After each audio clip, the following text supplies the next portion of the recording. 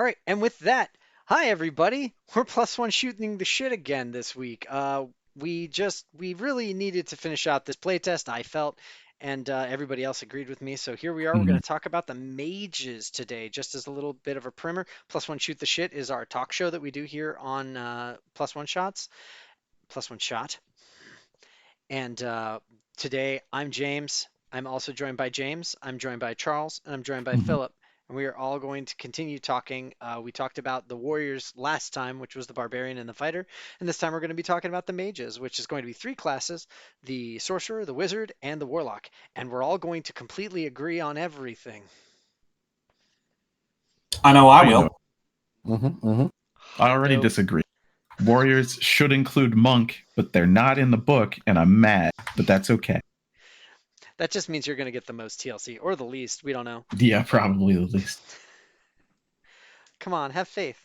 Cramming for the deadline is what I feel like is going to happen. They're going to be like, you want special punches, right? What about this special punch? Is that good enough? No. What about this one? It'll be fun. hmm It'll all work out in the end, I'm sure. All right, everybody, give me a brief intro of which. Let's have. We'll go around the table and we'll say names. What else? What other stuff you do on this channel, and then also what your favorite mage change is so far in this playtest. Starting with me, my name is James. I play on. I do this plus one shoot the shit. I also play in D&D Diablo, and I also am running the Radical Robo Rock Rangers game that we play, Teens with Attitude. And my favorite change is the Warlock. James, go. Just everything. Hi, my name also is James. I play in D&D Diablo as the very popular breakout hit character Veraciel, who is the Fonzie of her show. I am also Steve in Radical Robo Rock Rangers, the sixth and Green Ranger, and my least Arguably, favorite change also is the Warlock. best change. You're supposed to say your favorite. Sorry. That's fine. Charles, go. Hi, hello. I am Charles. I play in Robo Rock Rangers as.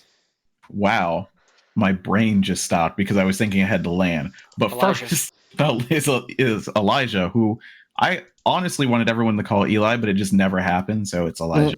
And I also play Lan in the Splinters of Faith game. Favorite chain. I'm not going to even talk about Warlock. I'm going to talk about Wizard. I'm going to talk about Create Spell because I think it's a good idea. It just needs a little bit more. But I love the idea. And then finally, Philip, go. Hey, I'm Philip. I run our Splinters of Faith game. I play the quote-unquote paladin in the D&D Diablo, and I play Oishin, the Blue Ranger, in Radical Robo Rock Rangers. My favorite change? So I'm liking, I think Sorcerer might be interesting. They gave them more spells and more meta magic. So I think maybe it'll give them a chance to shine more as a class. What made them unique, but I'm not 100% sure. Yeah, adding more spells to Sorcerer is a big one. Mm-hmm. Yeah. I think with that, we should talk about a few of the things that have changed just with spellcasters in general. Sure. Let's talk about what a prepared spell is and what that means now. I get it. We What got to does get it mean? into this because it's going to say prepared spells for all three of these classes, but all prepared spells are not prepared the same anymore. Yeah, what does it mean? What does it mean anymore? So for the sorcerers, it just means the spells that they have prepared within their own body, right? Because they don't like read them and write them down. They've just decided that I know fire. Fire is in my soul, and ice knife, but fire is in my soul. So that's what I'm going to do. And so all of their prepared spells are based off that, and then they cast whatever their burning little heart desires. Whereas I guess for a wizard, not I guess I know for a wizard they have to sit down every morning and be like, let me practice this one. Take some notes, draw some circles and squares, figure out the astral alignment of all of their paths, and then they can cast any of those spells that they've decided. Although I'm not sure if anyone can correct me. can they cast once they have prepared a spell? So say they prepare both fireball and magic missile. Can they just decide to spend all of their time only casting magic missile and just like never deal with the fireball, or is it they prepared it, they have to not have to cast it, but like that's one of the spells that they have. They can only cast one fireball and magic missile. So that's a very interesting point to bring up because it seems like it's all still spontaneous casting, essentially. Right. You have the ability to cast a number of spells that you have prepared.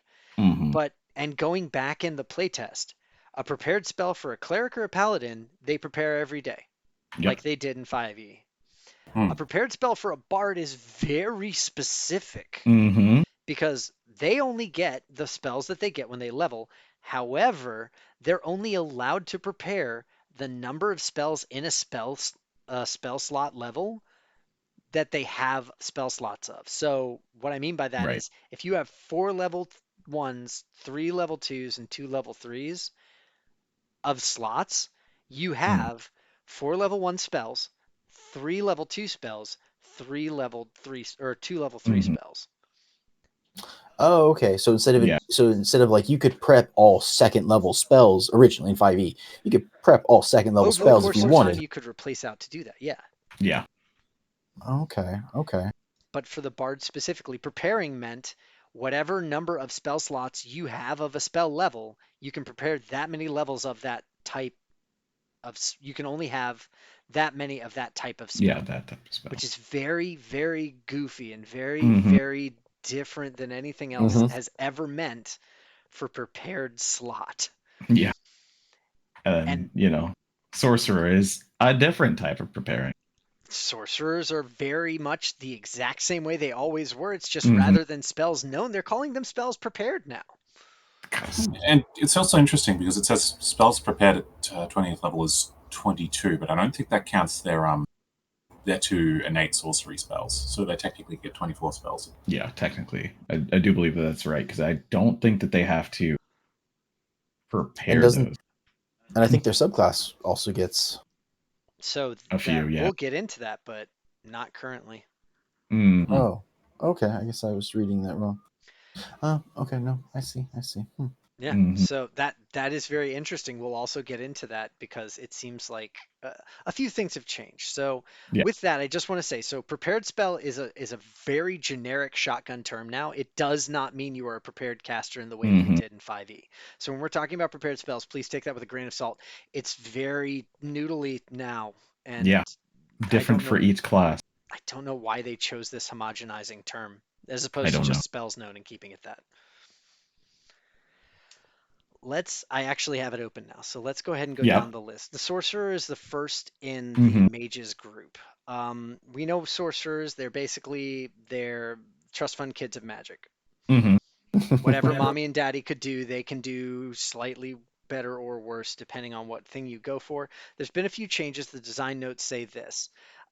Major updates: innate sorcery is a new first level feature, giving 2 sorcerer only spells. We're going to see that a lot in this, by the way. X class only spells, which is I actually like this stuff. Same here. The spell casting, you get more spells on sorcerer, which everybody's been complaining about from the beginning of time in 5e. Font of Magic now has a sorcery level prerequisite for creating each spell slot. A little bit weird that they had to state that. I guess for previously you could only create spells that you like for the level that you had slots in, right? So I'm guessing it's like you can't create your max level spell slots now or something to. You know what it is? It's a sorcerer level prerequisite. Right, for multi-class character. Yeah, for multi-class. So the multi-classing, you can no longer suck down your non-sorcerer spells if you're not at the right sorcerer level. So I guess it helps you just not be cheating on a wizard, essentially. So is this breaking the coffee lock? I think it might. Because you used to be able to just turn all of your 5th level or whatever warlock spells into points and then burn those into sorcerer. But the problem there is is the Warlock's been changed now anyway, and that Warlock change would hypothetically, I guess we'll see when we get to it, but it would hypothetically, because they no longer get their spells back on a short rest. Mm-hmm. Good point. Good which, point. Okay. Which is a point of contention, definitely. And we are 3-4 weeks out of this playtest, 4 weeks out, and I think so. the survey is up. Mhm. But Mm. there's been a lot of discourse about Warlock. Not all of it bad, not all of it good. Mhm.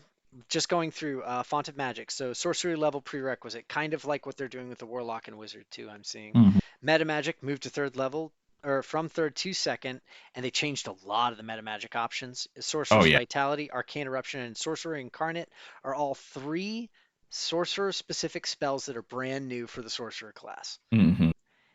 And then we have Sorcerer's Restoration has moved from 20th level to 15th level. Arcane Apotheosis, we'll talk about that, is the 18th level feature, and then they get their Epic Boon. Mhm. So starting, who wants to start us off at the levels? Who wants to talk about innate sorcery and spellcasting? Sure, I can start with sorcerer. So you mean like sort of like what their class features are now? Yeah, let's just go down the list. Be as concise as we can be. We do have a lot to cover, but at the same time, these 3 classes don't have weapon stats. So, yeah, they got sorcerer-only spells, Sorcerer's Burst and Chaos Bolt. Chaos Bolt has always been an interesting spell, I thought, but it's an underwhelming one. It's the one, you roll d8s for damage, and you pick the damage type based on one of the d8s, and if you get doubles, you roll again, and etc., etc., etc. And the spell hasn't really changed. Yeah, no. Yeah, it's pretty much the same spell. Sorcerer's Burst is... I was looking at it the other day. Yeah. It's kind of interesting, but also just like, whatever. So let's have a look. Sorcerer's Burst. Yeah. Sorcerer's Burst, I can paraphrase unless you want to read it off. It's basically got exploding dice. So you cast a spell, like a ranged attack on a creature. It takes 1d6 damage, and every time you roll a 6, you re-roll it and keep adding the damage. As long as you keep rolling 6s, the damage gets bigger and bigger and bigger, which hypothetically is good. Except that's like pretty rare. It's like 13% of the time, I think. So here's the weird thing about it. It's a D6 16.5% of the time. It's a D6 damage, which is not that great compared to every other cantrip. Yeah. But that also being a smaller die gives it a better chance of exploding. Mm-hmm. So if you made it a D8 or a D10, it would just be arguably better or worse than the other cantrips. The thing with Sorcerer's Burst that makes it, quote unquote, good is, well, it's a cantrip as well. So, but the thing is it just adds more damage dice as you level up. And the more damage dice you've got, the more chance you have of it exploding. Exactly. Even then, though, when you're rolling all 4d6, the odds are,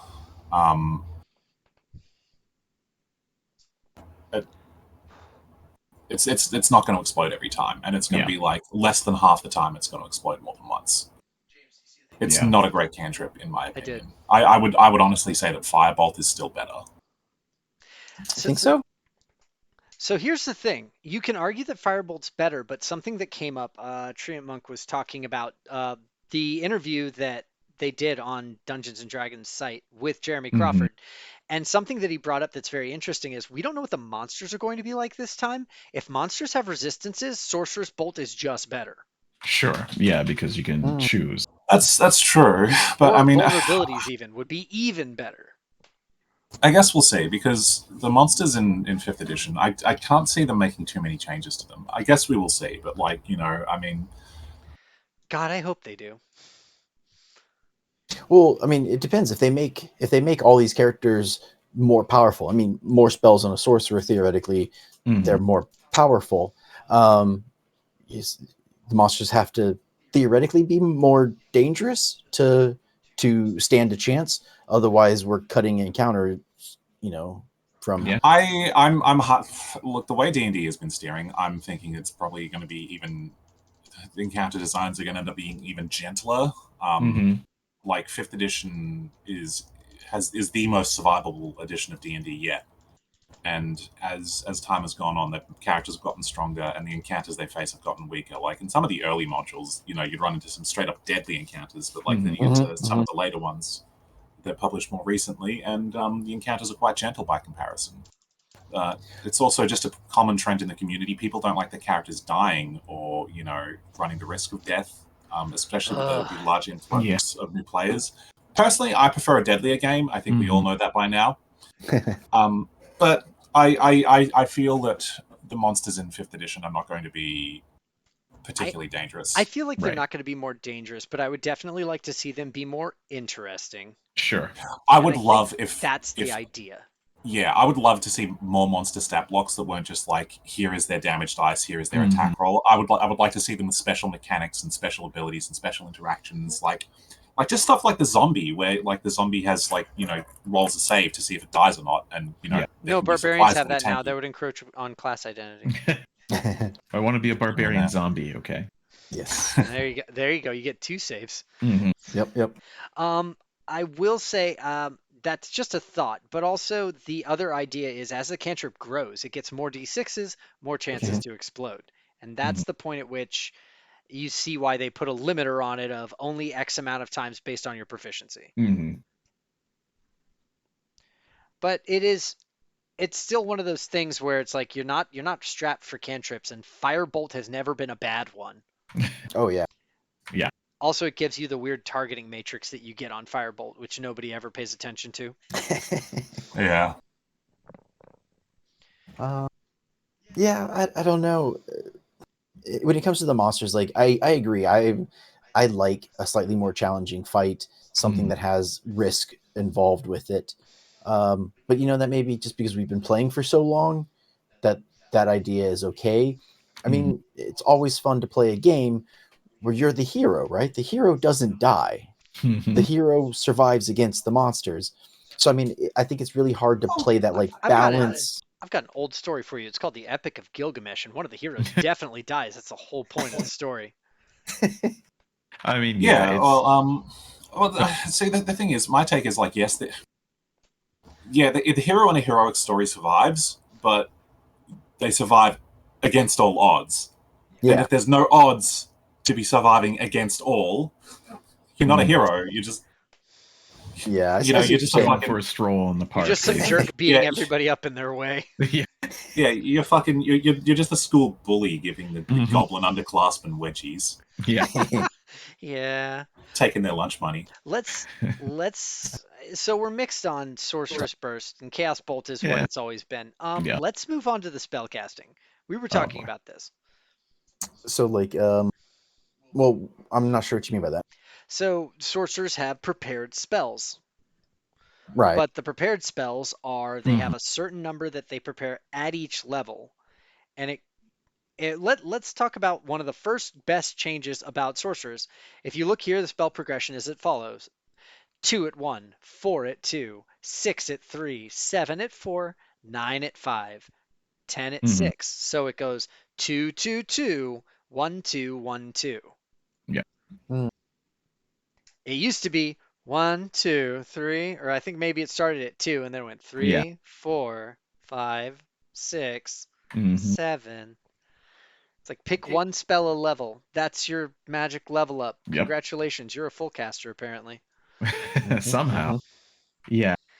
I mean, not much. Really. Go ahead. Not much has really changed about the spell casting other than they get more, right? Yeah.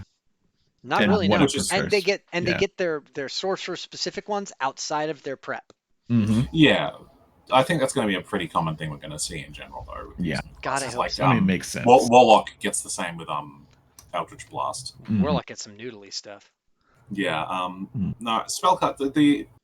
Really, it's the sorcery point stuff that is no, not even the sorcery points. The meta magics sort of where it starts to change.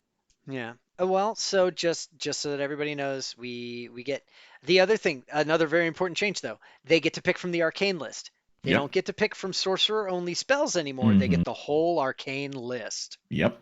Which is with the great exception for of the wizard and warlock. There is now no spell list embetterment between wizards, warlocks, and sorcerers. All of them are on the arcane list. Which I have mixed feelings about. Like, I thought that was kind of an interesting idea, is that they made some spells, and I guess maybe that's what their first level ability is to counter. But, they made some spells where it's like, hey, this is a thing that you kind of have to prepare and think about using ahead of time. Wizards get it. Versus, like, this is a dark and mysterious ability, and it's from an elder god or something. So really, warlocks are going to get this type idea. And now it's just like, anybody can make up these crazy words and have yourself a good old time. So it takes some of the, like, I play a wizard and I do these types of things. It's like I can, like, you had like the illusionist wizard, because they had so many more things. It's like I can be an illusionist sorcerer.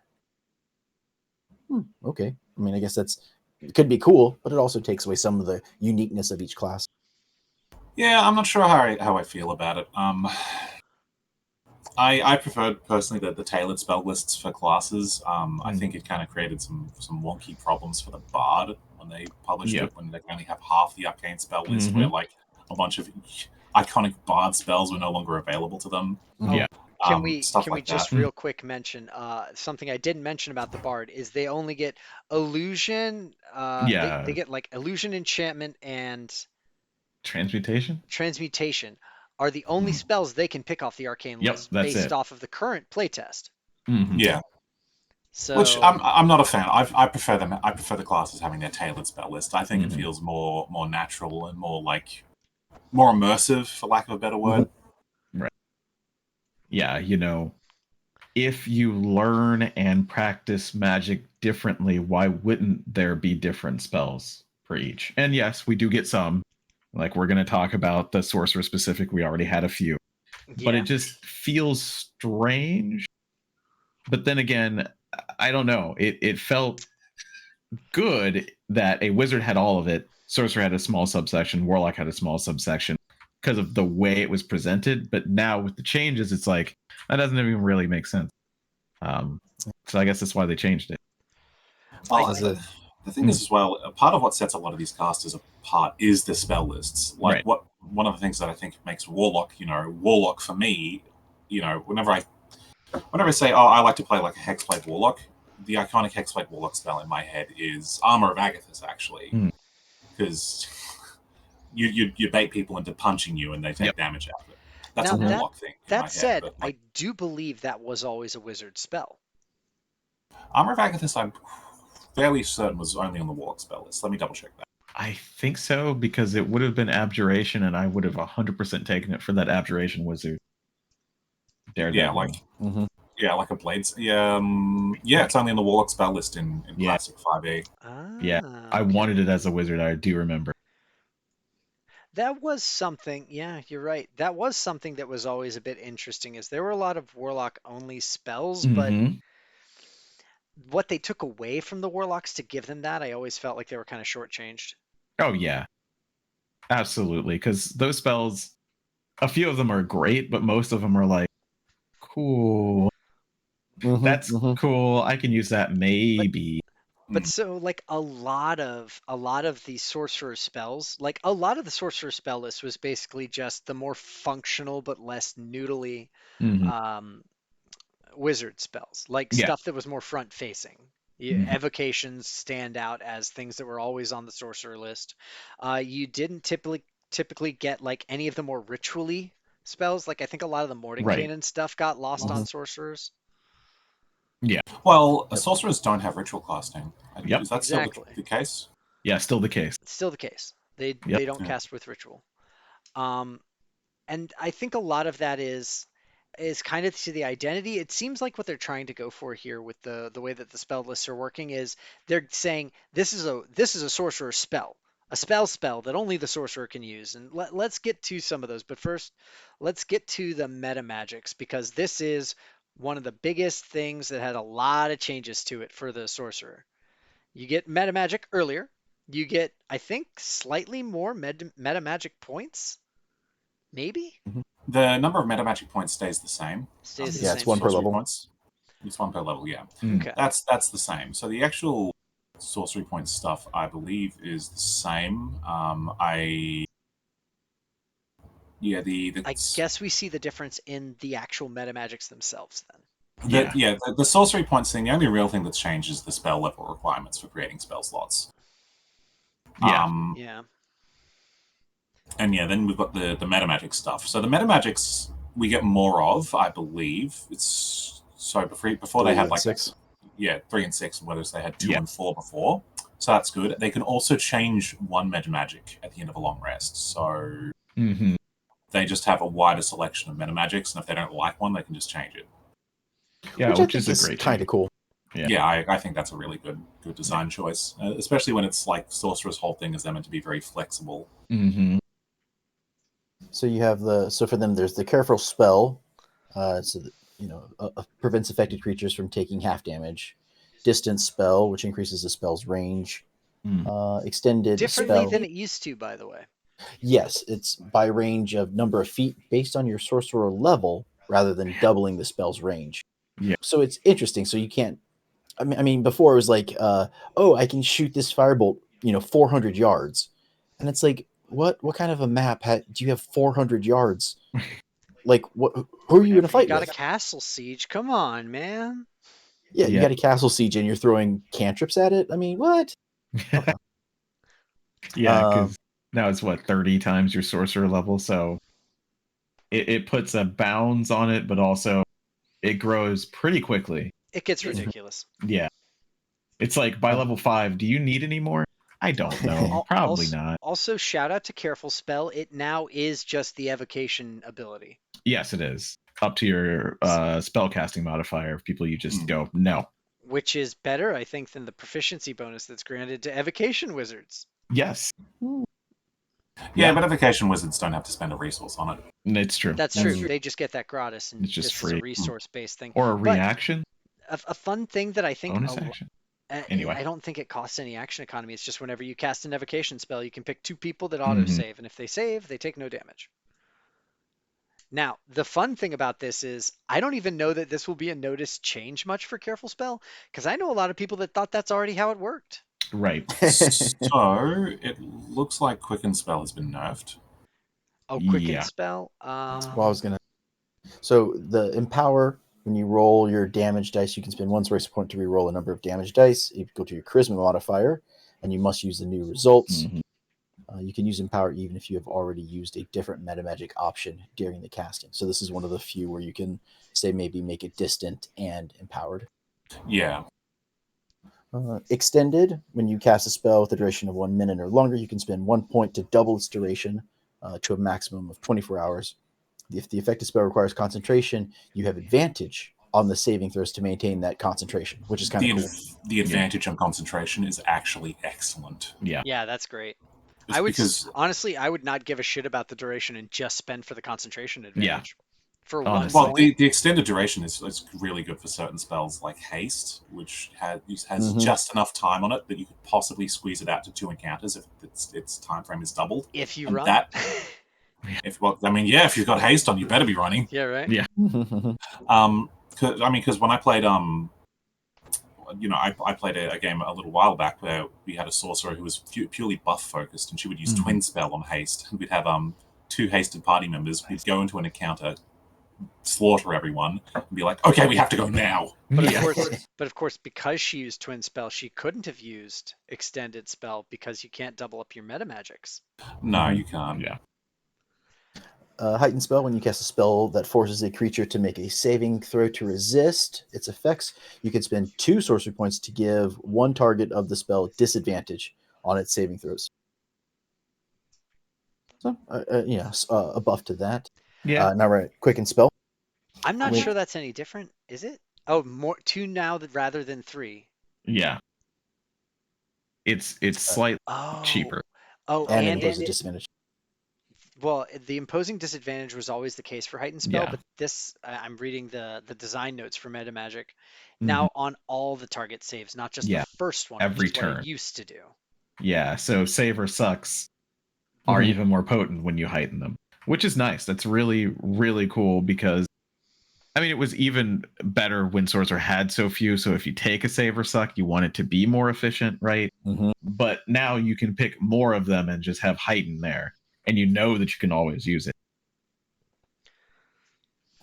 Quicken spell. When you cast a spell that has a casting time of an action, you can spend 2 sorcery points to change the casting time to a bonus action for this casting. You can't modify a spell in this way if you've already cast a spell of first level or higher on the current turn, nor can you cast a spell of first level or higher on this turn after modifying a spell in this way. So this is quite interesting, as you're saying. It does seem like a pretty big nerf. It's It- just Yeah, telling you the rule. I It's think not- that's what it is. I Yeah. think it's confusingly worded because the way I read it on first pass was that you can't cast a leveled spell at all. So it read to me like it had to be cantrips only to be quickened. But now I'm reading it. I think it is just trying to make the rule clearer on Yes, spell casting. because Because- you can't. So You here's can't the thing. cast it as a bonus. You, Yeah, go ahead. You were It never is- you were never allowed. This is Yeah, that whole bonus exactly. action spell bullshit. It's just they've clarified it in Quicken Spell. Yeah, I that's what don't- I'm saying.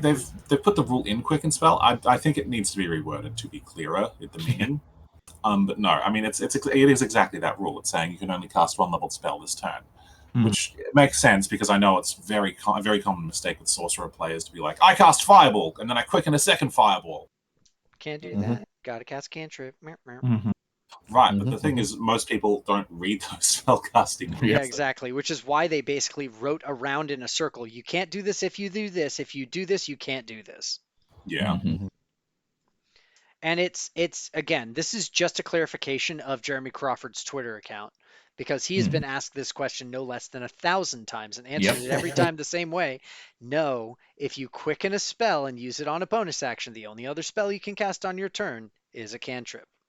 Yeah, and it's funny that this also forces the order. I think that that's what people are keying off of as well, because you can't modify a spell in this way if you've already cast a spell of first level or higher. Yeah. So you would do the cantrip as the action and then the leveled one as the bonus action. Not the other way around. It wouldn't work. This is exactly it's Mhm. saying you can't do this if you've already cast a leveled spell on your turn. Mhm. And if you cast this as a bonus action, you can no longer cast a leveled spell. This Yep. is like a clarification at the level of what was originally written by Jeremy Crawford when people were like, but with Shield Master, I can just use an attack and then bash them and then use my other, right? And he's like, well, no, you have to finish your attack action first. That's kind of implied in the rules of the game. Yeah. Then he walked that back because it wasn't fun. Mhm. So this is just, again, saying, hey, you could never do that. This is the actual rule. Mhm. Okay, on to Seeking Spell. If you make an attack roll for a spell and miss, you can spend 2 sorcery points to re-roll the d20 and must take the new roll. I always found that weird. Like, why would you not take the d20? Like, if you've missed, like, what do you... Anyway, you can use Seeking Spell even if you have already used a different meta magic option during the casting of this spell. Yeah, so you can stack this one. Yeah, so, again, just a double up. Mhm. Trying to, burn some points to make it more fun because it's more fun to hit than it is to miss. Yeah. Yeah. Well, if you use your action and nothing happens, it feels bad. Yeah, Mm-hmm. really Yeah. does. Nice subtle- how they let you choose this after, though. And Yeah. they don't do that for, I don't know, let's go with Grays. I mean, and this is where you can heighten spell, for the rare ones that have a saving throw after you have to hit the attack roll. You can heighten it and go, I really wanted to hit Seeking. So Like you can do Acid Arrow. both. Yeah, like Acid Arrow. Yeah. That would be cool, Mm-hmm. especially if it's coming from like a Although- wand or something, and you only have It's a lot of limited points. number. Yeah, if you're heightened and seeking acid arrow, you're wasting some Yeah. sorcery points on a mediocre spell. I'm trying to think of, anything like if you're trying to get through resistances or you wanted a knock-on effect. I can't even imagine. Right now, I can't think of an attack roll spell that has a saving throw that I want to land so hard that I would spend 4 points on. I can't think of one. I'm sure there is, but I can't think of it right now. I mean, I guess I could see something like if you were, you were in a fight and you got attacked from another flank and you wanted to try and land a disable on like a group. But yeah, there wouldn't be an attack roll with that. Mm-hmm. It's really interesting because it seems in this playtest with the different spells that sorcerers are getting that they're really trying to angle for sorcerer being the attack roll caster. Yeah, they really are. Like for leveled spells, because obviously Well- the true attack roll caster is Warlock. Mhm. The preconception of sorcerer ever since third edition has been that they because they have so few spells, they're less versatile. Like they're more flexible but less versatile than wizards.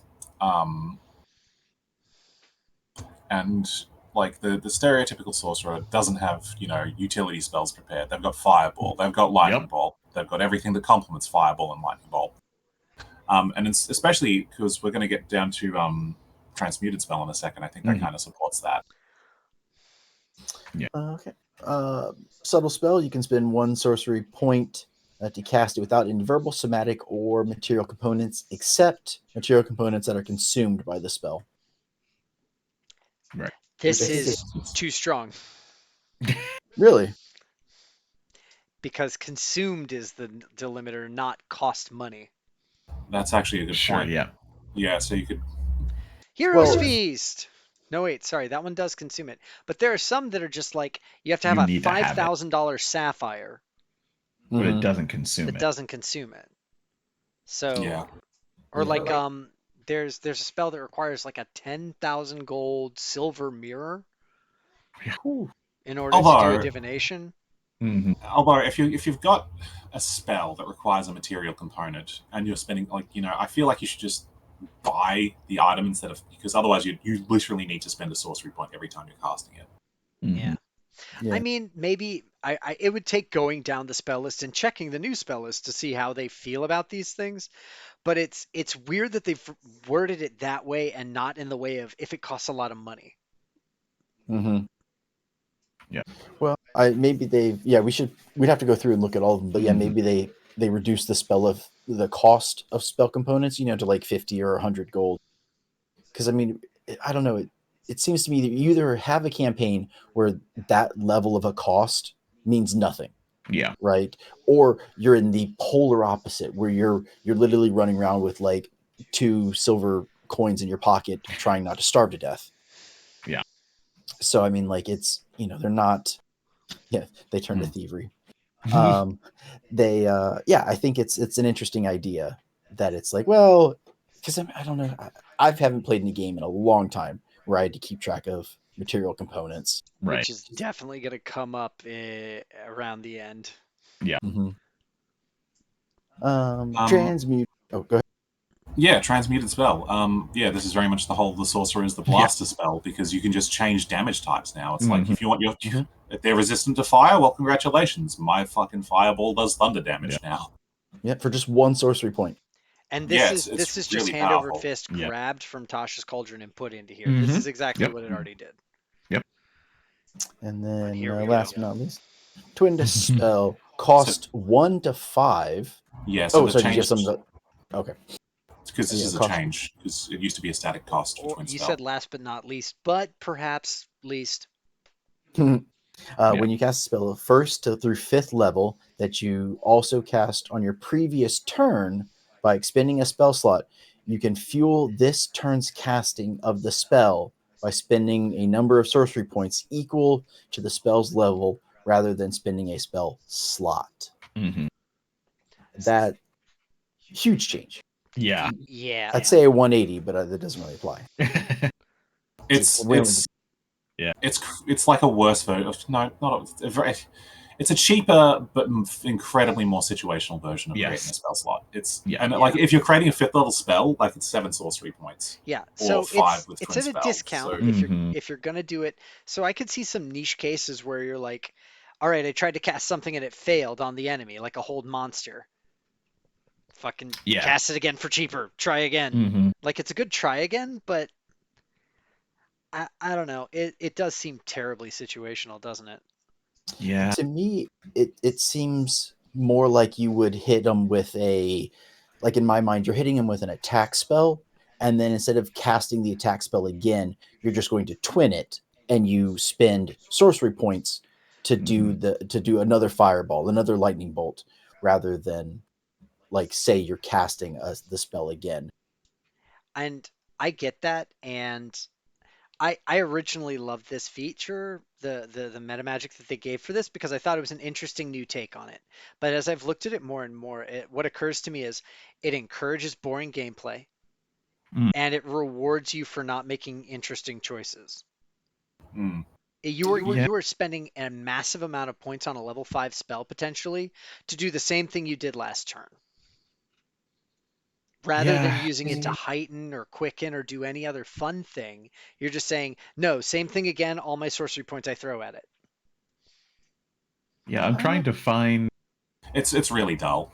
Yeah. Because, you can't do anything with concentration, obviously, because you'd break the concentration by casting it again.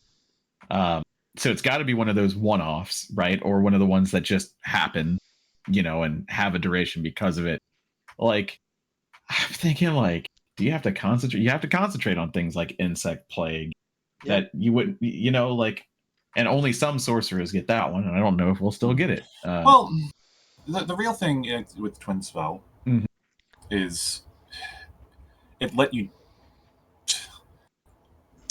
take a spell that you could concentrate on and concentrate on two versions of. Yep, exactly. And I was literally talking about that just before. Haste, Twin Haste is incredibly great, and it makes two of your party members feel like absolute fucking gods instead of just the one. I think this new version of Twin Spell is just worse in every way. So it is, and Jeremy Crawford talked about it. The reason that it's worse is because in order for them to balance Twin Spell properly the way that it used to be, it would literally cost 5 sorcery points. Because otherwise it's just hands down better than every other spell meta magic that you can do.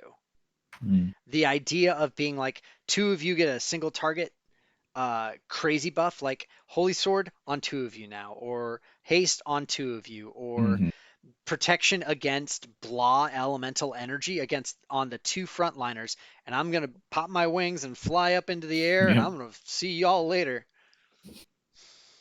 I don't see that as a balance issue, though. I mean, it's a balance issue if it makes it so that there's nothing better to pick. I guess, yeah. That was their argument. Their argument was it's too strong for how much it costs, and making it cost what it would to be fair with the other meta magics is prohibitive, is hilariously prohibitive to the ability to cast it. I had a question as we were looking at this. So when you cast a spell's level 1st through 5th level that you also cast on a previous turn by expending a spell slot, blah, blah, blah. 1st level upcast to level 5 and then cast that again? Is that possible, you think? It was cast with the spell slot of 5th level, right? Can you twin that the next turn at it's upcasted? That needs some wording updating then. If you can, then all of a sudden, maybe some of those, I don't know, I'm thinking aid, sure, because you could do an entire army, but that's not that great. But also, I'm thinking aid's not concentration. Yeah, that's what I mean. You could do it twice to a second group. So you could do it to 5 people or whatever a 5th level would do, and then 5 more, but you're never going to need to do that. And it's aid. It's not that important. Yeah. I don't know. It feels like the feedback that they apparently got was just, this is an unfun option because it's so strong that I don't want to pick anything else. Or if I do pick something else, I'm a fool to do so. Yeah. I don't know that I necessarily agree, because the uniqueness of being able to hold concentration of one spell split was very fun and kind of what it was supposed to be for, I thought. Yeah. But I guess they expected people to just be like a firebolt on you and you. Yeah. Yeah. I mean, I can see how you'd want to, essentially double your damage output, on 2 things that are standing next to each other. Or, role play it as it's an even larger spell type thing. Yeah. So it seems interesting. I don't know. I haven't played a sorcerer in a long time, so I'm not sure how much Twin Spell would have been in my go-to meta magic, or how quickly you would burn through all of your your sorcery points trying to to twin a haste and a fireball and whatever. So yeah, you can make a sick ass necromancer though with animate dead, maybe upcast it to 5th level, then cast it again the next turn. Well, the next minute, because another thing, you can fuel this turn's casting of the spell. Well, what if that casting is 10 minutes long? I guess it does count, but it doesn't speed it up. So that's just another weird manifestation of Twin being this way now. It's very strange. Yeah. Yeah. Well, it's- so it's- here's the thing. Yeah. Casting starts and then you are concentrating. Yeah. So it kind of somehow weirdly locks it into being a no longer than one turn spell by saying that you cast it on your last turn. Yeah, isn't that weird? It is. It's just really strange to me because that's what I was looking at. I was like, where's Actually, animated yeah. play? Because, well, I mean, that's if you cast a spell like on your very last Mhm. turn of combat, combat ends. That's your last turn, and then when the new Yeah. combat begins, you can technically twin that spell. Yeah. Oh my goodness, people are gonna do that. They're gonna be like, well, I cast it last turn of the boss battle, and now, or like the lieutenant battle, and now I'm in the boss battle, so I just let fly. There's no duration on that. I feel like there was not enough thought put into this. Yeah. It's an interesting idea, but boring in gameplay and odd in execution, and certainly not Yeah. well worded enough to not be abused in Yeah. just strange ways. Mhm. Not even in like effective ways, just like Yeah. goofy ways. I It would doesn't like to even do feel like- motivational speech twice Yeah. because Yeah, you'll have there are definitely going to be people who are going to try and game the system, yeah, and then people who are running the game are going to be, nope, I don't allow it that way. Well, but the rules don't say. It's like, Mhm. I don't. You're going to have a GM who's just like, I don't care what the rules say. It's new.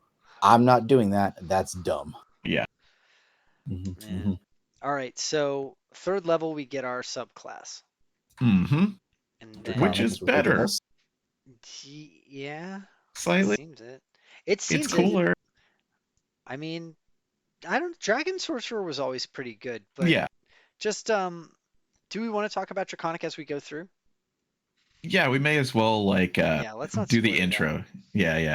So with this, you get Draconic Resilience. You get that weird HP maximum increase that Draconic Sorcerers kind of always got, but a little bit better than it was, I believe. Yeah. And they give you a bit more modification on your Draconic skin armor. Oh yeah. Yeah, because it's charisma. Mm-hmm. Yeah, it's charisma Yes, instead of 'cause con, I think was- is what it used to be. Although honestly, well, before it was just flat 13 plus Yeah, dexterity. dexterity. yeah, Now it it's was, you're dexterity right. plus charisma plus 10, Yeah. which is interesting. Which could be pretty sick.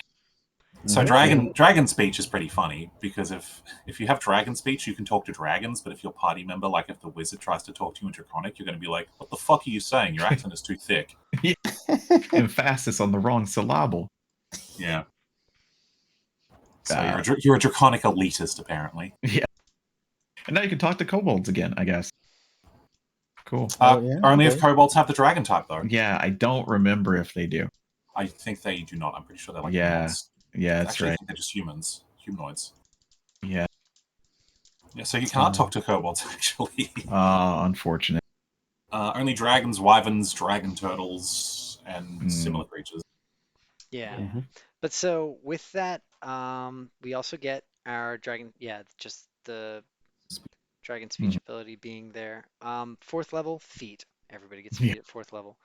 Fifth level, we get our first weird sorcerer spell, Sorcerer's Vitality. And I gotta say, I'm not a fan. Yeah. Well, Yeah. It's like a bad cure wounds. it is. I It haven't, really is. What's the D on Sure. it? Do you know? Yeah, I'll read it. So it's third level abjuration, sorcerer only. Range itself. You fill yourself with vitality. You regain a number of hit points equal to 2d6 plus your spellcasting ability modifier. And if you have blinded, deafened, or poisoned, they also end. If you cast it at a higher level, the healing increase by 1d6 per spell slot. So Yeah, yes, it is. It's pretty 2d6 mediocre. isn't bad. Yeah, It's not great for a third level spell. it's a lesser restoration, I think, which is cool. I mean, like it's a- lesser restoration with the cure wounds attached, basically. Well, like lesser restoration has more stuff that it clears. Sure, and, like, yeah. Spellcasters, like especially like if you're casting fireball, blinded won't affect you, poisoned won't affect you. Like so, most of those effects it clears, and this is interesting actually. Most of these effects it clears are effects that limit your ability to do attack rolls. Yes. Yeah. Which I guess is they really want sorcerers to be making attack rolls. Right? Mhm. That's what I was saying before. It's like they're really planning on it for some reason, but they haven't really augmented their like Eruption is still just a saving throw, and importantly so. Yeah. I do want to just say real quick, Mark, yeah, we're paying attention to chat. So, I mean, we try to interact whenever we can, and this is a talk show, so we're talking. Feel free to type out if you have a question. I can't promise that we're going to get to every question because chat flow versus us is Mhm. want to keep going forward. So, but yeah, it's weird, right? And also, just Vitality is not a great spell, just in Mhm. general, because it's like what, level 3? Yeah, it's 3. It's a level 3. You're healing for 2d8? D6. 2/6, yeah. 2d6. And you could be casting a fireball.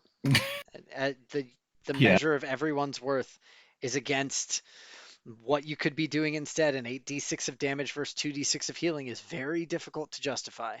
It's a healing surge. It's worse, and if you use it with sorcery points, yes, you will heal yourself for free. You could twin it. Yeah, you could twin it. Yeah, sure. Isn't it also an action too? Yes. Yeah, it's an action self.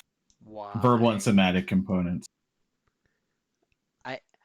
The healing I think they were trying to give them like their own little, hey, if you get blinded or something, you can't cast spells, you can cast this and cure yourself. It's like, I get it, but this is not a level 3 slot. No, I really don't see it as that. I'd make that level 2 at the most. This ain't no remove curse. Yeah, exactly. So I don't know. Moving forward, that is a whole 6. levels feature. Yep. 6 is the Draconic's elemental affinity. Your affinity with one of the damage types associated with dragons. Choose one of the different types. You have resistance to that type of damage, and when you cast a spell that deals damage to that type, you can add your charisma modifier to 1 damage roll of that spell. Yeah. Ye old 1 roll of a damage spell. Yeah. It's cool because it doesn't cost anything anymore. Well, it's kind of like what Michelle already does with Phoenix Sorcery. Just sure. It's always on, but it only affects one target. It's also similar to the Artificer, Alchemist, and other things that they get. And the reason that they put it at that is because they don't want you to sit there and cast it every single, or like use a Flaming Sphere and get a +5 on it every single time, which I don't see why they care about that. That's not exactly game breaking, but I guess. Level 7, we got the Arcane Eruption, as you mentioned a second ago. You can now unleash magical energy that roils inside you. You always have the Arcane Eruption spell prepared, so it won't count against your 22 spells. Now, this I do appreciate. Sure.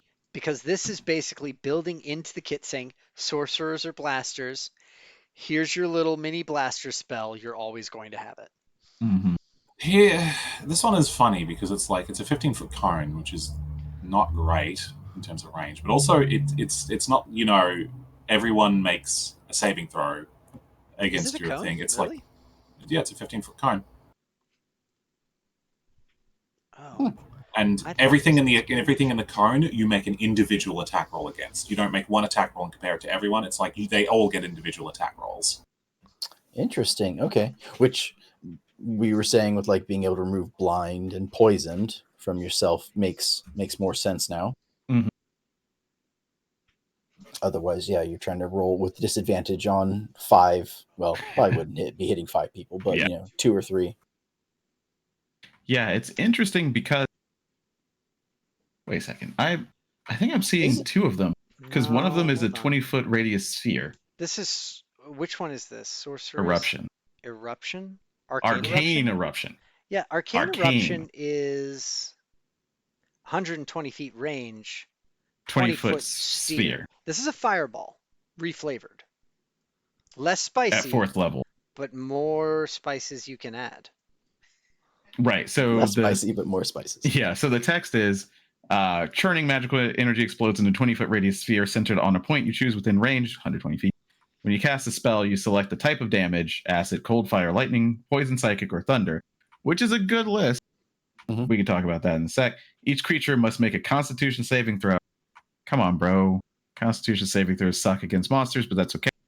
On a failed save, it's 66 of the chosen type, right? and half if you make it. And then it has a condition. So you choose one of those D6s. So one of those 6, you get to pick it. So you get to pick what the condition is out of what numbers you rolled, and that can go from incapacitated, blinded, frightened, poisoned, charmed, and deafened. Yep. So it's very interesting. It could be a cool way to deafen a 20-foot radius sphere, just cause if you roll 1 6. Take that, you Interesting. stupid bard. Mhm. Who's on my Wow. team? Sorry. Yeah. Wow. Oh wow, all my spells don't work on these guys now. Great. Now, this could be interesting. This could be interesting only because it's 4th level. If you cast it at 5th level, that's 7d6, and you can twin it next turn. So you can get another, because you pick it, you will most likely, unless you roll all 1s or all 2s or something, you'll most likely get another effect that would then be rolling on them again. So maybe if you really, really are fishing for, like, I need to blind these people, or I need to charm them, or whatever else you want to do, maybe. I don't know. I guess I can see the twinned spell being interesting if that's the last. Sure, yeah. Right. If you spent your last 3rd level spell and you're like, fuck, I need to do it again. Sure. You But know, yeah, so- Arcane Eruption I think it's useful. I think it's interesting, kind of flavorful, kind of. mhm. I agree. I think it could If be. my only critique of this spell, if it's going to be 66, Fireball Yeah. needs to be 66. You cannot give me a 4th level spell that does less damage with a Then, yeah. condition Yeah. than the I thing that's 3rd level, and that's all it does. Yeah. Yeah, I could see that. I guess they're just betting on those conditions being so good. Some of them are. Now, I will say, I've never seen anything immune to incapacitated. Yeah, exactly. So It's like, good that's luck with that one. interesting. Yeah, good luck being that. At 8, we get another feat. Mm-hmm. 9, Sorcery Incarnate. Fueled by the arcane power within, you can transform yourself into magical energy. You always have the Sorcery Incarnate spell prepared. Who's got that spell up and who's got the subclass up? It's important that they're paired together. I got the spell. I'm looking at it right now, so I can go through it real quick. Go ahead. Sorcery Incarnate, level 5, transmutation. Doesn't really matter, but it's just to know. It's a bonus action. And it does have concentration up to a minute because the magic within you blooms, transforming you into a glimmering being of magical energy for the duration, up to a minute. You regain 1d4 sorcery points. Until the spell ends, you also gain the following benefits. You can use up to 2 of your meta magic options on each spell you cast, as long as you pay for them in sorcery points. You don't get them for free. You can just automatically use up to 2. Even when it's, doesn't say that you can. And you have advantage on the attack rolls of every spell that you cast, because yes, you should be doing attack roll spells, as they show us right here. And this is a Right. what level spell? 5th. Right. Yeah. So Okay. theoretically, it also can be, twinned on another. I don't know why. I mean, hoping you wouldn't even regain the sorcery points back. I mean, you could regain some, Yeah. I mean, like, you could Does it super even- game it. Does it even give you like a free cast of it ever? I I don't think it does, right? It can't. Because it's So- 1d4 sorcery, yeah. You have 1d4 sorcery back. You can spend more sorcery points on your turn. So that's a thing. And other than that, it gives you nothing? Well, you said Advantage on attack roll. Advantage on attack rolls, right. For the duration, Because- yeah. Because attack rolls on sorcerers are how we're going to play this game. Yeah. Yeah, No, Firebolt. it's just the way that it goes. Yeah. So it's really interesting. There's not a whole lot of gaming of twin casting of it, but I'm glad that there isn't, honestly, because if that said 1d6, some people were going to try it.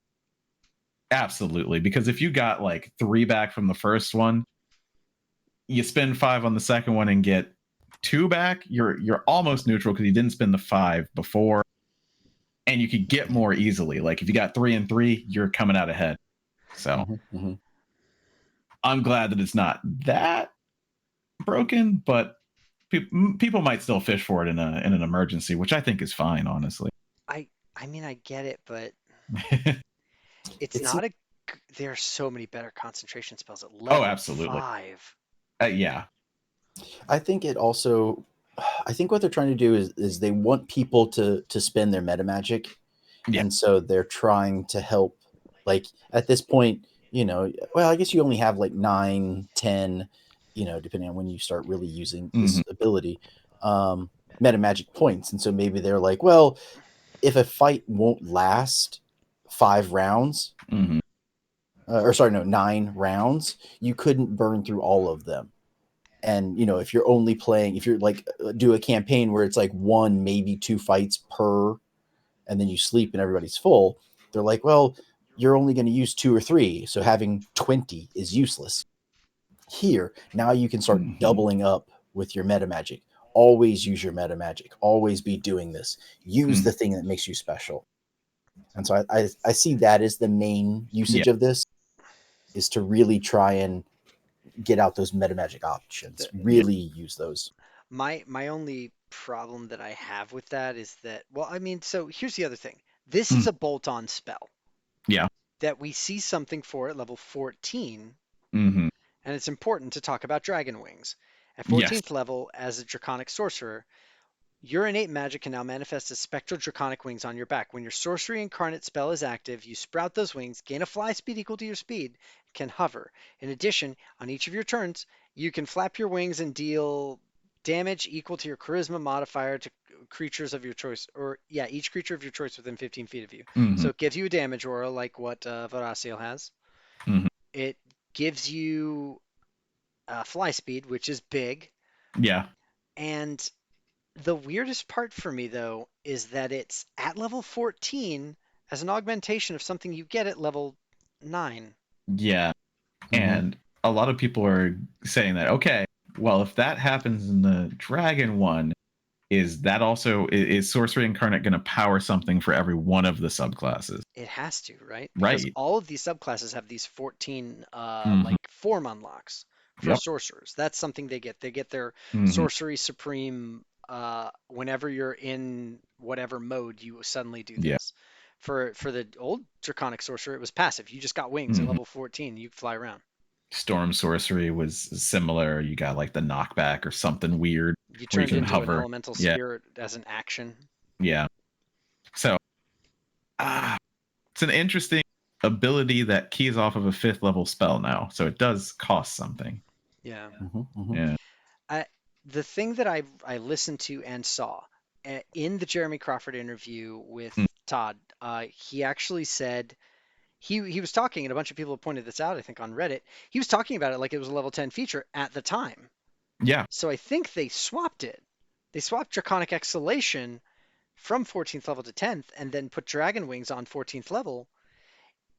But he was explaining it as the reason that we made it less good than it used to be is because as a level 10 feature, it's too strong if it's on all the time. And I agree with that. Yeah. That's not what we see in the playtest. Yeah. So at 10, with the, like you were mentioning, the Draconic Exhalation, which is I think what James was talking about earlier, the Sorceress Burst. Yes. It becomes a 15-foot cone. Yep. With multi-targeting ability. Yeah, multi-target. Right. So, I mean, I guess being Draconic, since you have the more health, you are more frontline. I don't see sorcerers getting in the front to hit someone within 15 feet. That seems the hardest part for me to believe about this. Only at 14 when it's straight downward. Yeah. Then you make your DM have to figure out what a 15-foot cone projected onto the ground is. They're like, what? No. Extra hit points are never unwelcome. Yeah, it's true. Oh yeah. I mean, it's great for anybody. I'm just saying, like, is an extra, 1 health per level worth like getting within 15 feet of an enemy? Like that seems pretty dangerous. And granted, you could move, cast, and move. Still, I think the thing to remember as well is that most fights take place within move distance. most characters have about 30 feet of movement, and it's very rare that you're going to find an arena more where you have to move more than 30 feet in a single turn. Which means, unless your sorcerer is, well positioned in the back line, there's a very good chance you could move 15 feet. The last few people with the cone and move back. But at the same time, I think it is a bit strange. Yeah. It's weird to get an unlock for your cantrip at level 10. You would expect it at 11? Yeah. And at level 11, let's say you use this thing and there's, I don't know, an average number of targets, maybe 3, right? This is when you want to use a 15-foot cone. There's 3 of them in there. The other thing is you make a separate attack and damage rolls against each creature, and each one of those can explode. And now, remember, they're at advantage for certain versions. Yep. So just imagine you at advantage, you get a crit, you're rolling your 3 now 6d6, and Does you're Magic crit in exploding this from there. playtest? I don't think it does. Don't. I think it's only melee attacks. All right. Well, even if you can't crit on it, like those 3d6 on each individual person gives you much more chance of explosion. Yeah. But also takes forever to roll. That's what I really want to talk about. Yeah, that's going to be individual attack rolls, individual damage rolls. That's going to slow gameplay right the fuck down. Especially if there's resistance. Like you would, I mean, you're one type of, and I think at that point. I think also the math on the DM is fucking terrifying. Yes. Yeah, I think the point there is to make it so, like, because you're rolling different damage rolls for each creature, it's like only one creature gets the extra damage from your elemental affinity, but like, who cares? Like, it's, whatever. It's your ultimate subclass ability. Give me 20d6. Yeah. So it's got some interesting interaction with that exploding dice, and it's just, why go up that close for that? I don't know. I wouldn't use that ability personally. I don't see it. I think it's a bit clumsy. Yeah, I just don't see it. 12th is a feat. 13th is additional meta magic. That's where you go to 6. 14 is the subclass. That's where we said you get your wings. 15 is sorcerer's restoration. You regain 4 expended sorcery points whenever you roll initiative or finish a short rest. Yep. Always nice. I'm curious about the ore.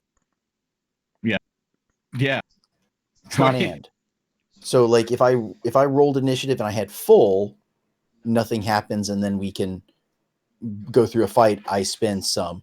We take a short rest. I get 4 back. So now I'm up to say, I'm at 11. And so then after that short rest, we do a little bit, we get into a fight. We rolled initiative. Do I get to do it again? Yeah. As written. Yeah, absolutely. And that's very interesting because, as we're going to talk about, warlock and short rest not being a thing that they care that much about anymore. Sorcerer, weirdly, like, you want to go initiative short rest, and just keep using those 4, man. Yeah. So okay, I mean that's pretty cool. I'm glad it's on both. I just wasn't sure if it was trying to say like you have to pick. Yeah, they would have to say you could do it once per long rest. Whenever you roll initiative or finish a short rest, once per long rest, which sounds horrible. Like that's a lot of work. Okay. Which is how the wizard used to be said for theirs. Yeah. 16th is a feat, and then 18 arcane apotheosis. You're now so suffused with magic that you can alter reality itself. You always have the wish spell prepared, and if you undergo the spell's casting stress, you have no chance of losing the ability to cast it, which is pretty cool for a wish. In addition, you can cast wish to replicate a spell of 1st through 8th level without expending a 9th level spell slot. You instead expend a spell slot of the replicated spell's level. Once you use it in this way, you have to finish a long rest. Yeah. Okay. Yeah. Why would they do this to DMs? Literally, they said, here's wish. Your DM is never allowed to take it away from you. Yep, not ever. It's yours. Use it every day. Use it twice a day. Yeah, and I love the cast wish to replicate to basically downcast wish into any other spell. Which is part of the actual wish spell. Yeah, you are allowed to use it to cast any spell you want. But it cost a 9th level slot. Now it doesn't. Yeah. I mean, So wish is just you're replicating any spell as long as you have a spell slot for it. And then you can hold on to your Meteor Storm. Yeah. And it doesn't say that. I don't think wish says prepared spell. You can just do any spell first through eighth No, level as yeah, long as you have a. Yep. that's exactly it. Hmm. One of the things that Sam Riegel actually talked about in D&D is Mm, once they got to level 17, I want to say for ninth level spells. yeah. Once they got to level 17, he had to do a lot of reading because he had Yep. Wish at that point, and Wish unlocks the entire spell list for Hmm. you. But Interesting. Yeah. the safe way to use it is to cast any spell on the spell list. You don't Yeah. risk losing it. But if you make some bullshit up, then you have to roll a d20 on a 1, you lose Wish forever. But what this is saying is that no, you don't. Yeah. So I forget if there were any other stipulations on Wish, like you get exhaustion or some other thing. I don't think there are. No, it was just the main thing now is that it doesn't cost you a ninth level spell slot to replicate any other spell. It only for sorcerers, only once per day. You just go, is that an eighth level spell? Then it's an eighth level slot. Is that a third level spell? It's a third level slot. Because that used to limit wish a little bit. Because what spell are you going to duplicate What are with you a gonna cast ninth that's level? not ninth or Yeah. eighth, right? Yeah. Mm-hmm. Like, why would I do that? So this It's- is mhm, I don't know all the spells, of course, but sure. is there a reason? Well, okay. Does it apply to things that are not on the arcane list? First off, yes. Yeah, every Okay. spell. Every spell 8th or lower you get. Yep. okay, Every Okay. single one. And you Uh, you True don't need to meet Resurrection? any Fuck yeah. requirements, and you don't need to spend components at all. You This, just ignore it. by the way, this is how Wish has always worked in Yes. 5e. okay. Yeah, it's just the only thing here is that now it doesn't even cost a ninth level slot if you do it this way. And then you still have your prepared wish to use with your ninth level slot. Or you can Mhm. say, hey, I want that man's head to explode. I wish. And if the Yeah. guy's head does explode, the DM would usually say, well, you used it to do a very weird thing. Or if you're like, I would Mhm. like to become a god. Apotheosis, by the way, the becoming of a Yeah. god. Yep. So here's a question. Cast wish to replicate a fifth level spell. Twin that spell next turn. Because you use the fifth level spell slot. Look, I'm looking for ways to break everything. You know what? Yeah. That's fair. Let's look for ways to break twin spell because God, I hate it and I wish I Yeah. liked it more. But yeah, I mean, I don't know what divine spell would be most useful there, but you could just steal any spell at fifth level, cast it twice. Holy weapon. Mm-hmm. Yeah, holy weapon. Oh man, could you imagine? I don't think you can twin it. I do think it's concentration, sadly. Yeah. I'm just like, could you imagine some of the bullshit you could get up to? My Oh goodness. yeah. There could be some pretty interesting things. Just fucking banishing smite someone and then do it again. Yeah. Did you like that? Here it comes again. 19th level is a feat. 20th level is your epic boon, which, as it was for the martial classes before, increase your charisma to a maximum of 30. You Yeah. can now increase it to a maximum of 30, and you get the epic boon feat of energy resistance or another of your choice. Mm-hmm. And I haven't looked at them to see what you could even do because 20th level, nobody gets there anyway. It's fine. Yeah. The feats are nice, but we Yeah. looked over a few of them. Like Mm. they're fun little things that aren't game breaking, but also are just nice little ribbons to have. Yeah. All in all, I mean, I've said a lot of disparaging things about parts of the sorcerer here or there. I like what they're doing. I do. Yeah. I have said before we started talking about this playtest, I think on an episode of this show where we were talking about spell casting or something, but I have never played a sorcerer because I don't see the reason to. Now I see a reason to.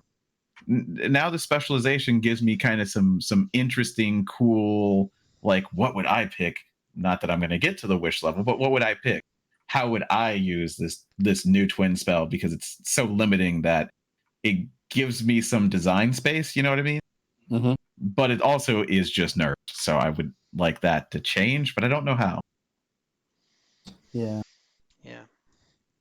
It's just I know that it's no different than actually just taking the wish spell. Really, at the end of the day, it's just terrifying to me to Hmm. tell them not only do you have wish, but all the bullshit ones you could do never punished.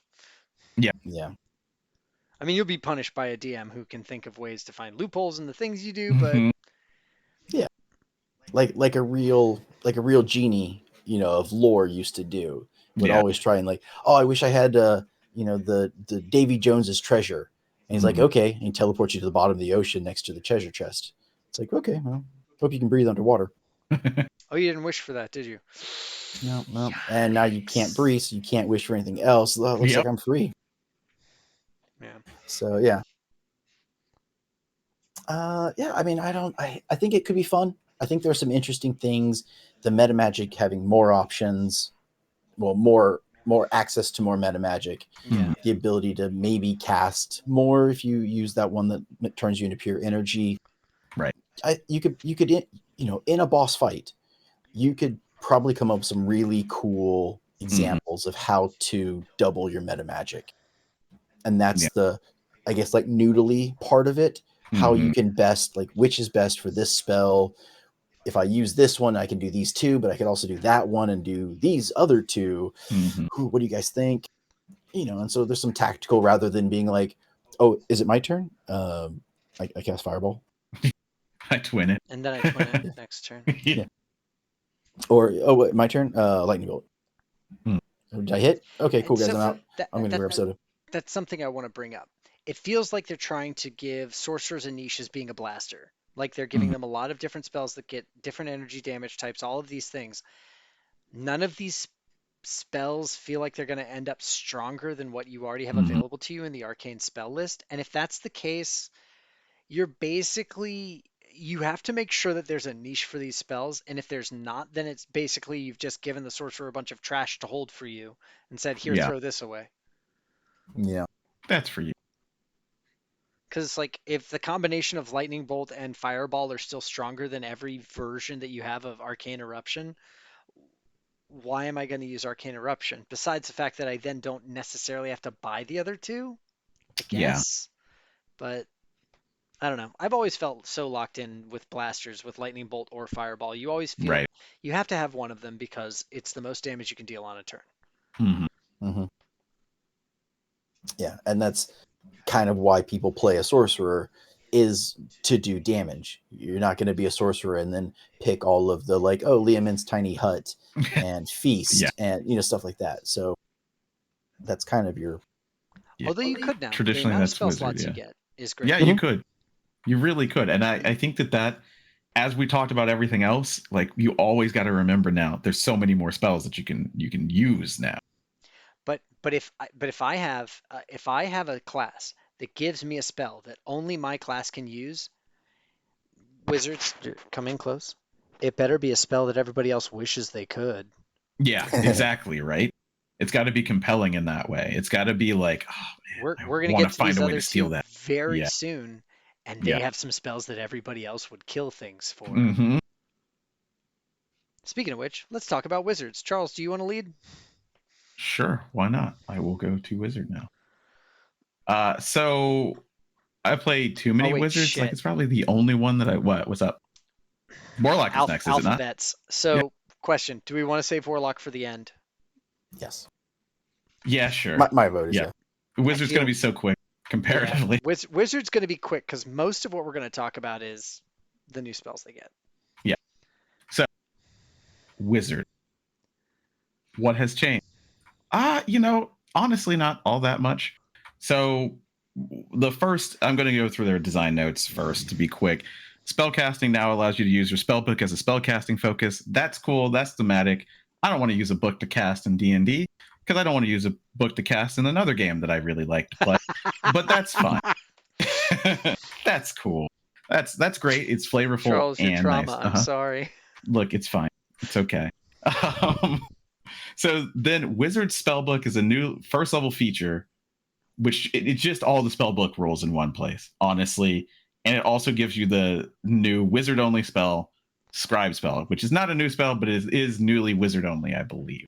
It It it's wasn't it a was a spell. It was feature just the before, thing they yeah. had. Yeah, it was a feature before, and now it's a spell. Which do you want to talk about that real quick? They can now both read and write. I Yeah. feel like So if we want to talk about how the wizard's spell casting mhm, slash spell writing works, we've really got to look do at it all at all the once. different components. Sure.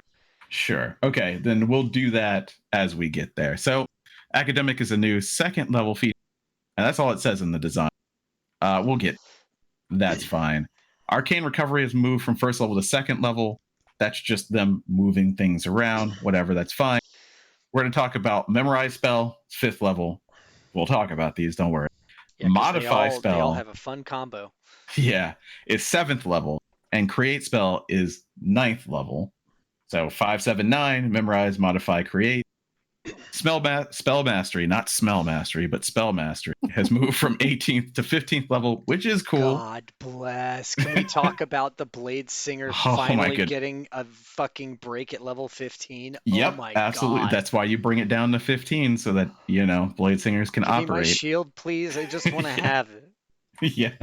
And then signature spells, which is another one of those, like, you look at it and you're like, yeah, cool. It's Wizards thing, whatever, who cares? I like that it's earlier because 20th level, once again, when you're ever going to get there.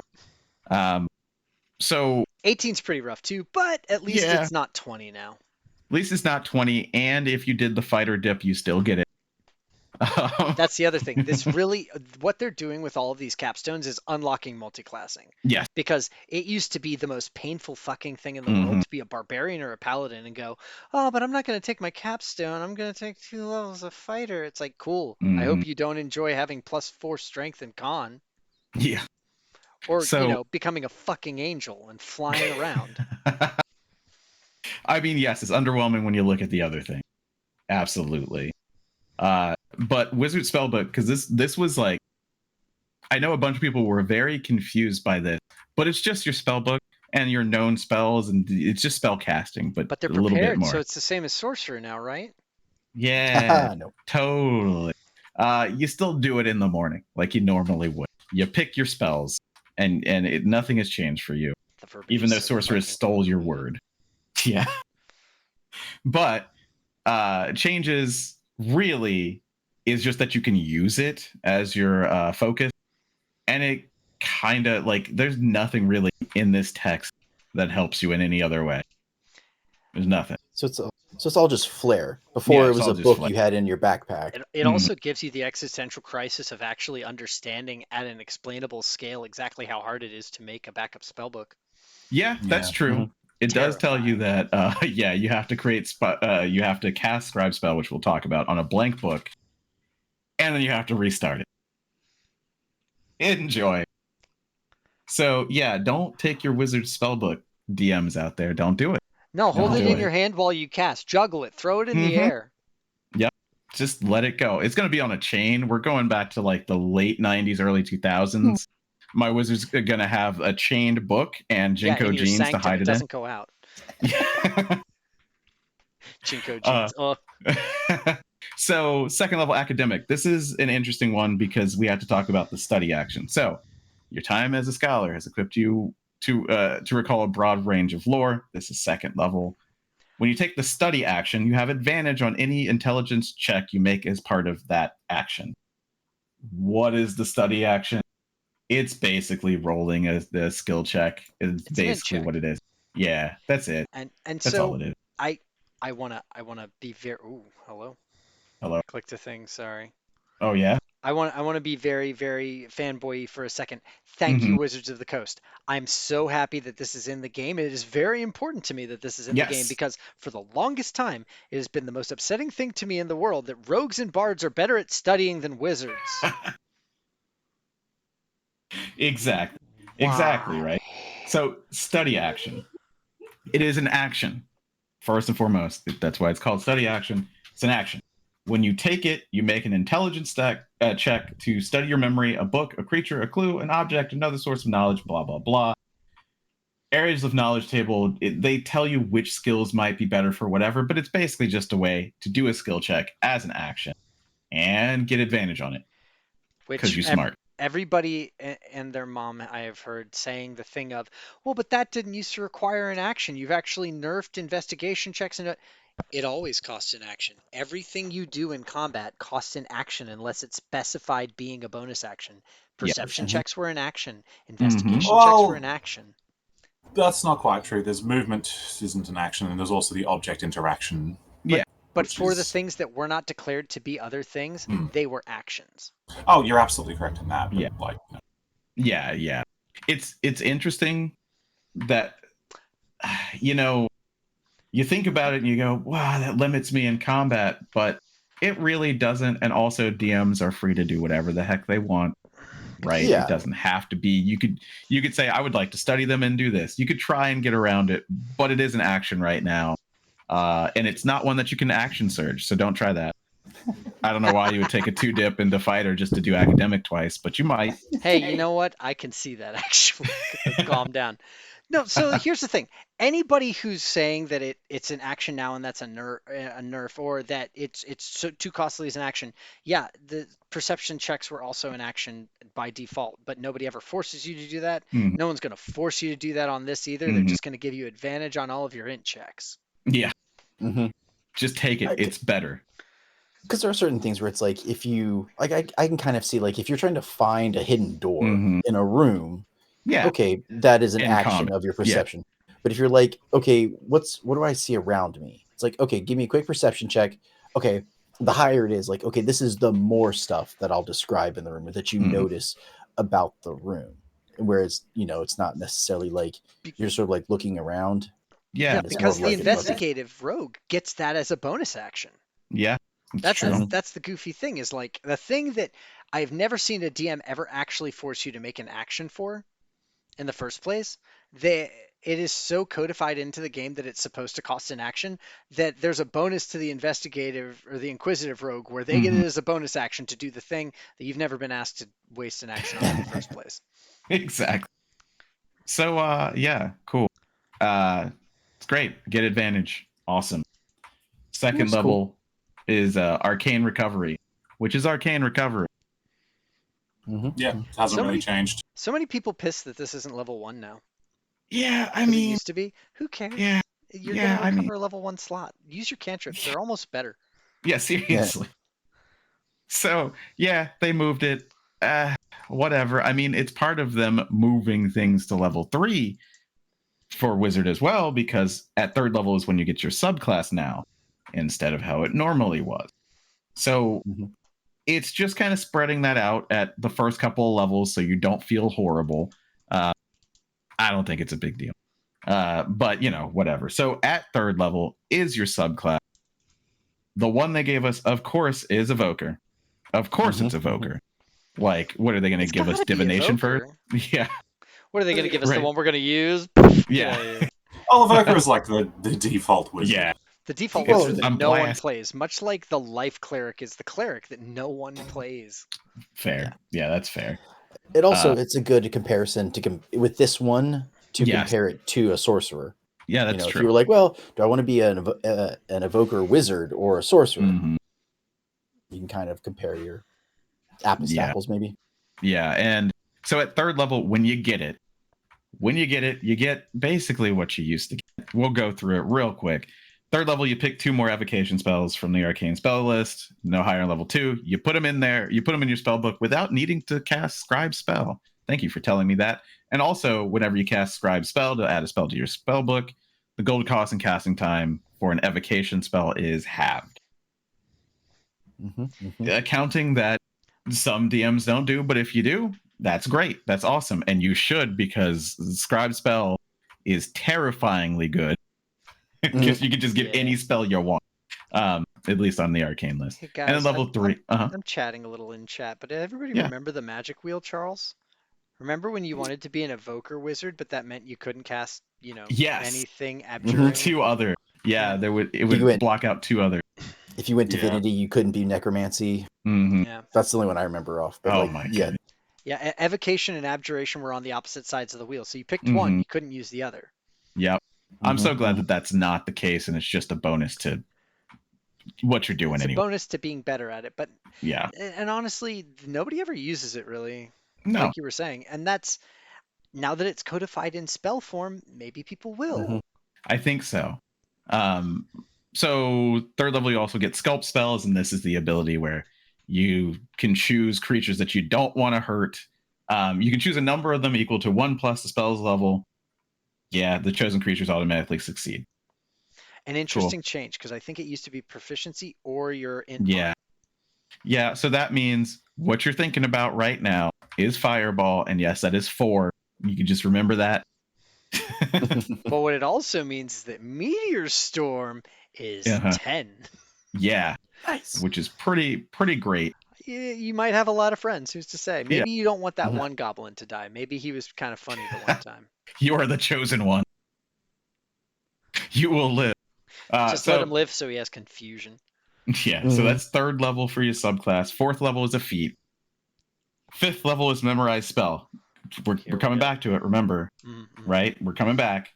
6th level is Evoker, and that is Potent Cantrip, which is the one where if you cast them and you miss on an attack roll or they succeed the saving throw, they take half of the damage just by default, even if you miss. Which is very cool. That's very awesome. I could see that being useful with, I think they have a couple more cantrips than they would have. I can't remember if that's changed at all. No, I think I'm wrong there. 4 to 5, maximum Yeah, I don't 5. think I so. think that's always been that way. Yeah. Yeah, Wizards always had the best cantrip progression, I Yeah, believe. exactly. So, your They also used to cantrips have are the best great. cantrips. So 7th level is modify spell. Remember, we're going to go through scribe, memorize, modify soon. 8th level is a feat. 9th level is create spell. I sound like a broken record, but that's the last one of them. Yeah. So we can start unpacking this. So let's go to scribe spell. I think I'm somewhere near it. One sec. Scribe spell. So how this work? First and foremost, is a 1st level transmutation spell. It's a ritual. By the by, it can be a ritual cast, wizard only. Casting time is 2 hours per level of the spell. So it's going to take a little while. That sleep. Yeah, exactly. The components, and this is important just because it's the price. It's verbal, somatic, and material. And materials include 50 GP of fine inks per level of the scribe spell. And this spell consumes the inks. It says that.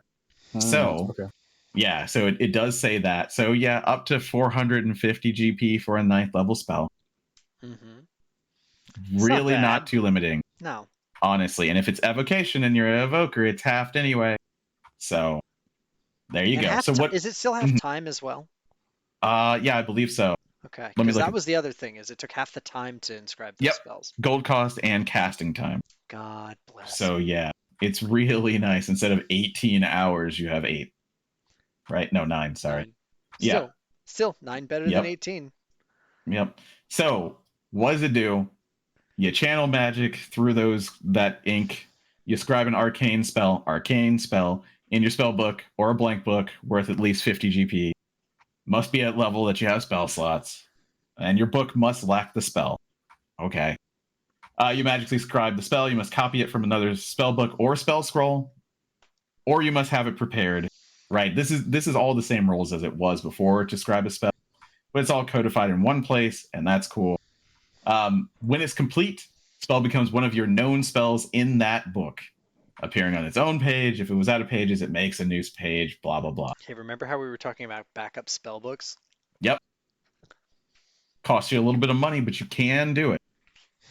You absolutely can do it. It's not going to be the money that kills you. It'll be the time. Yeah.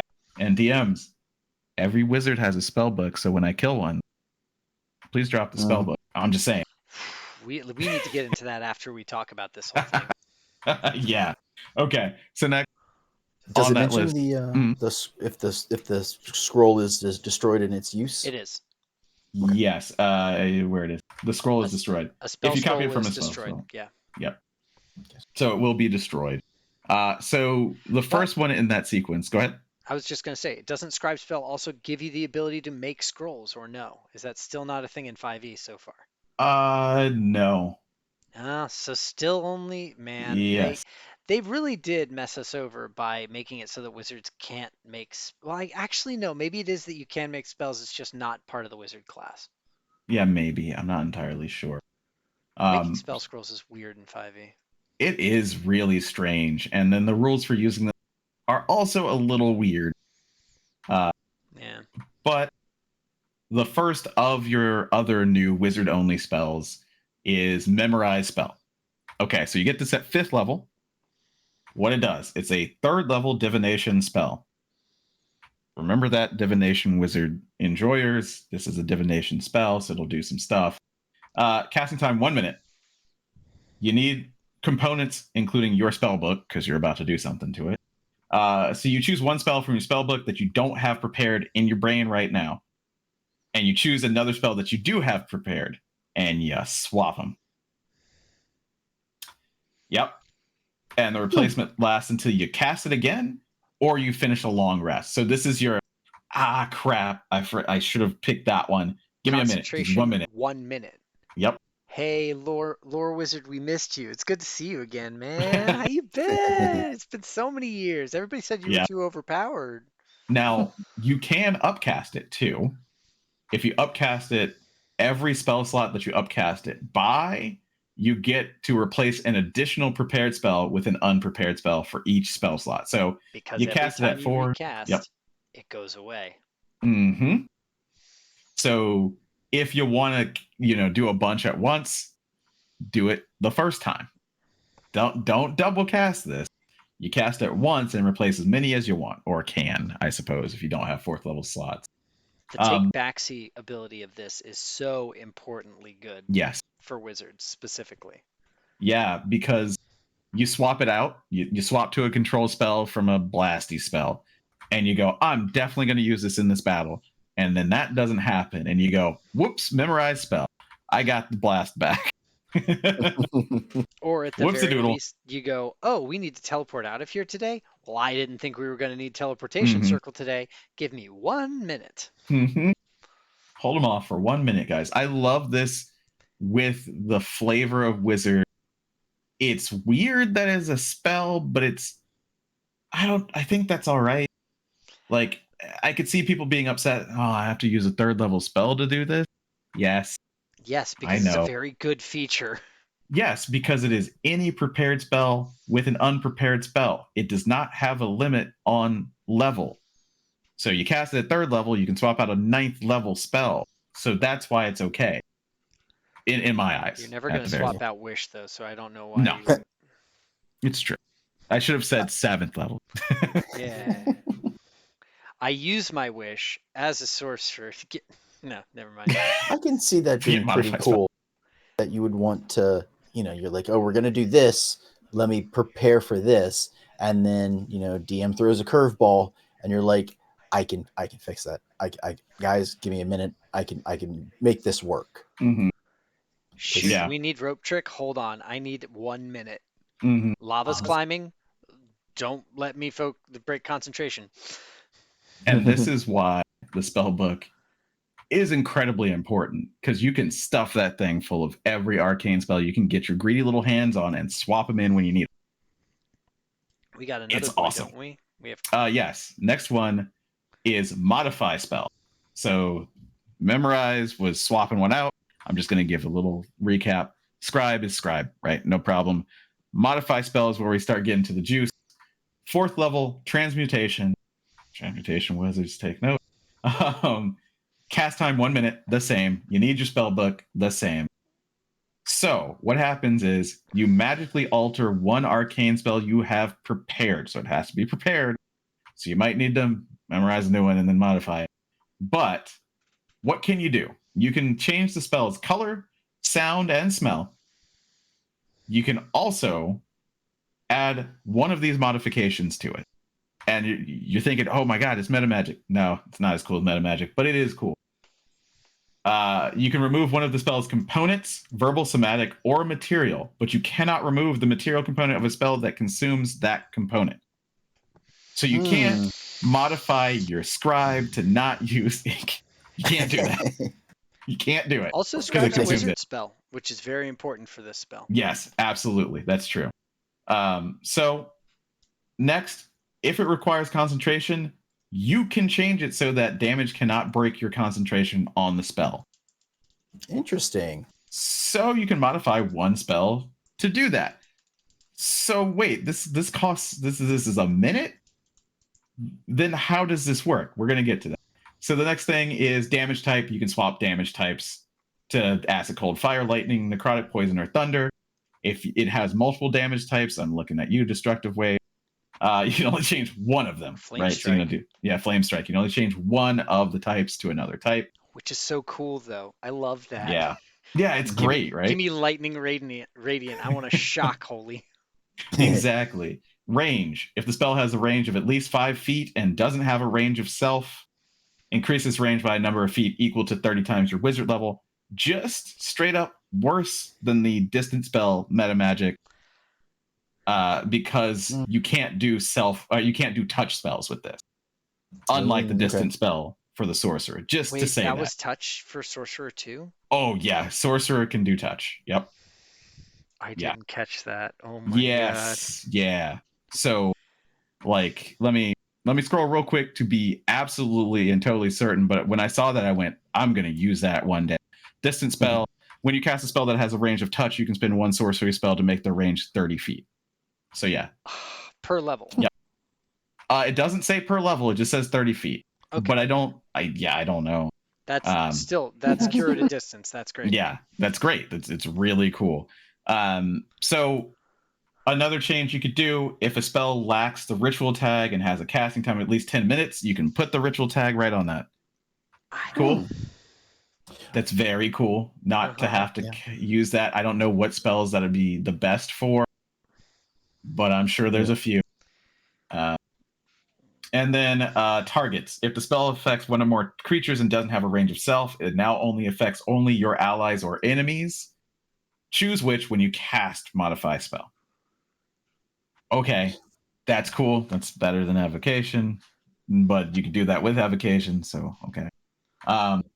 And so it's only one of these things, correct? Or is each of these from the one group? Of the following modifications. This gets, by the way, no, hold on. Keep going for now. Sorry. So the chosen alteration lasts until you cast modify spell again or you finish a long rest, right? This altered version of a spell cannot be added to a spell book or spell scroll without first casting create spell. We'll get to that. Yeah. Yep. At higher levels, when you cast a spell using a spell slot of 5th level or higher, you can choose an additional spell modification for each slot level above 4th. You can change all of these if you want. What is that? 3, 6? Yeah, you could almost all. My 9th level slot today. How many goofy things do I want to put on? Yes. So when you alter spell in that way, stacks. Yes, it does. You can do material, then somatic, then verbal, and just have no component. You don't even need to blink when the spell comes out. Yeah, which is really cool. So that's modified. So that is the one. I have to get back to wizard. I think you get that 7th level. Correct. 7th, yes. Okay. 9th would be create, I believe. Yeah, 9th create spell. Here we go. Create spell is a 5th level transmutation. So it really seems like Transmutation Wizard might be interesting if it has some cool interactions with these spells. I don't know that it will because I can't remember what Transmutation Wizard does now because I never played it. But maybe it does. Or something. Yeah, I don't know. Like, I would look at it. Illusion. That's illusion. Yeah. This is a very freaking weird spell. Okay. So, casting time. Reaction. In response to yourself casting modify spell. This is the only time you can cast this spell. As a reaction in response to yourself casting modify spell. It's a combo. And you can do it in one turn because it's a reaction. Very cool. Once again, bonus action spell casting does not get stopped by this. Yep, exactly. So, components to create a spell, verbal, somatic, material. Material is you need an arcane focus, which it will be consumed, so you cannot remove that material. Can't use the book. Yeah, you can't do this, right? But it has to be worth 1,000 GP per level of the spell altered by modify spell. So you modify a whatever level spell, it's going to cost 1,000 GP per level to write it down, basically. We haven't gone into what it does, but that's what it does. So the duration is concentration up to 1 hour, which is an interesting duration. Isn't it per level of spell? No, it does not say that. At Oh, least where I'm looking. I'll look no, in no, this you're text good. too. Please continue. I'll check. Oh no, it's fine. So the text is synthesizing your arcane knowledge and power. You strive to create a new spell. To succeed, you must concentrate for 1 hour and meditate on the spell you just altered with modify spell. Otherwise, the spell fails. If you succeed, you must start casting Scribe Spell That's what it within the was. The next 10 scribe minutes. spell. Yeah. Yeah, so that is the one that goes up per level of spell. Within the next 10 minutes, and add the altered spell to your spell book. Once it's in there, it becomes one of your known spells. It gains the wizard source tag instead of the arcane, and it gains a name of your choice. So that was a whole lot of nonsense to figure out how to create a spell, but the flow is thus. You pick a spell you like, fireball. You modify some stuff, don't hit my friend. Make it lightning.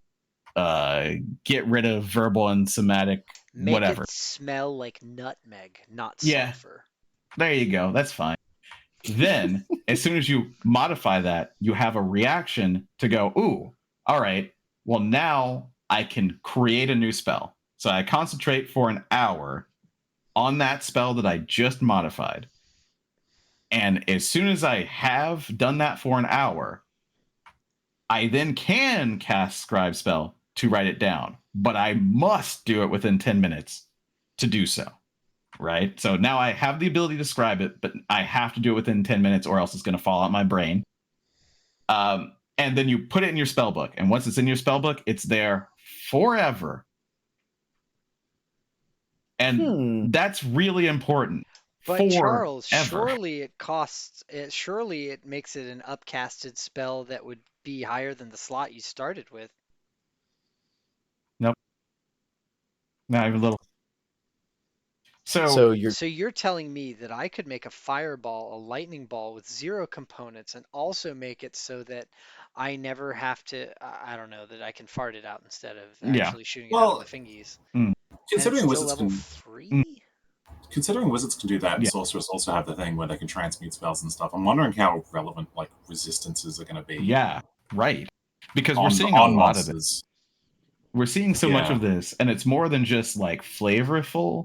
It really feels, and they're being deliberate with what they pick that you can change to as well. Because it's not absolutely everything. You can't change it to force. I Or mean, psychic, you know yeah. why. Yeah. So Just Mhm. before we keep going, I Yeah. do want to say, as far as the subclass goes, because we didn't touch it, you Mhm. still get potent cantrip at 6, which is half damage yep. if it We got that one. misses. No, we You mentioned get that, yeah. empowered, and you get overchannel. We didn't get to Yeah, overchannel. over channel, we did not get to over channel. Overchannel's basically the same. It's you maximize damage, you take necrotic damage if you do it more than once. It grows in very interesting ways that could be very fun for the end game of a game. Yeah. But modify into create really means that if you wanted to and you wanted to spend the time and money, you could have every flavor of fireball you want. Every single one of you want a lightning, you want a cold, you want a whatever, just keep creating spell. It does take up spells known, but there isn't a limit for wizard. And it doesn't actually cost, like, you can't have these as one of your level up spells. Yeah. So these are just in your book now. These They're are just free there. not free. They're very not free, and that's Yeah. important to note. Yeah. But they're just new spells that get new space in your little bookie book. Yeah. So at first glance, that whole system is overwrought and confusing, like a wizard should be, honestly. In some ways, just a little bit esoteric. At second glance, besides the creating new spells, though, it hasn't changed at all. No. This is all just the original rules for scribing spells codified into spells themselves and shown to the players in a more digestible, albeit more convoluted manner. Yeah. Absolutely. I think that's interesting because I remember when I was reading through the player's handbook about creating your own spells, and it was like, well, you want to kind of look at other spells that are similar. You want to talk to your DM. You want to have a damage around this. Maybe talk about that. And so it was just sort of like this long conversation, that you'd have to have with somebody. Like, well, I want a fireball that does lightning. Okay, that's easy enough to be like, yeah, we can make that one. We can figure But that if out. you if you want to do something sort of off the wall, like something new, like Liamin's tiny hut, like there's really no way to sort of modify that. That's just a standalone type of thing. If you wanted to come up with a brand new spell that has nothing, it's just like, I don't know. Yeah. So for this one, at least, they're allowing you to find a current spell and all of those little attributes that you can change. Yeah. I guess if you're like, if you know in advance enough of what you're going to do, which is sort of the purview of a wizard, Yeah. you would be like, oh, we're going to fight whatever the opposite of a troll is. Yeah. And so instead of like being weak to fire, they're immune to fire. Fire element. You're going to go fight some fire elementals. And you're like, well, I only have these couple damage sources. Hey guys, I need a couple days. I'm going to make ice ball and ice lightning, whatever. Chain ice. There we go. Chain ice. And so you have them do that, and then you rewrite. You spend 3 days coming up with that, doing that, and then you're better. That Is said, chain ice just wizard bling? When you think about it. that said, you technically don't have to do that. As long as you're willing to burn a level 4 spell slot, you can just change fireball to ice ball and move on with your day. It takes a minute. You could. I get that. I mean, I understand that, but like that's if you wanted to do that once you got there and you only get the one. Yeah. It's nice to actually have that as like a la carte option, because sometimes you don't have the entire day to be like, hey guys, we got to come back. They're like, no, the world's gonna end. We need to do this now, and you're able to cast level 9 spells, so you're like, all right, hold on, give me a second. I got to change a few things around. It's gonna cost them 4 levels. Yeah. And that's cool. There's a whole lot of nonsense you can get up to with it. I don't even know right now. So like I've done research. Yeah. So here's the thing. Damage type, range, and the ritual tag. Pretty inoffensive. Yeah. Pretty fine. Targets, concentration, and components especially are terrifying modifiers that you can automatically put onto a spell forever. The ability to say, I would like to cast darkness, or I would like to cast Hunger of Hadar, or any other number of things, but I would like it to not affect my friends. Part of those spells' abilities are obscurement. Yep. You are doing the blind combo that everybody loves to do with blind sense / Eyes of the Runekeeper, whatever. Eyes of Devil Sight. Yeah. Devil Sight on a warlock. Yep. This is that. This is that in a spell that a wizard basically doesn't have to give a shit about. Yeah. A level 2 slot that I've modified, my magic fuck you darkness. Yeah. Only works on my enemies. There we go. And once you have that one, there's no reason to ever need the original version. So it's not like you have to like choose between it. Whereas if you had like fireball, ice ball, chain, lightning ball, whatever, you're like, well, I don't want to lose this one. I don't know what we're going to need. I'll prep both of them. Yeah, some of them you just prep them and they're just always golden. Everything okay, James? Yeah, sorry, just someone knocked on my door. No, you're good. Yeah, I could see.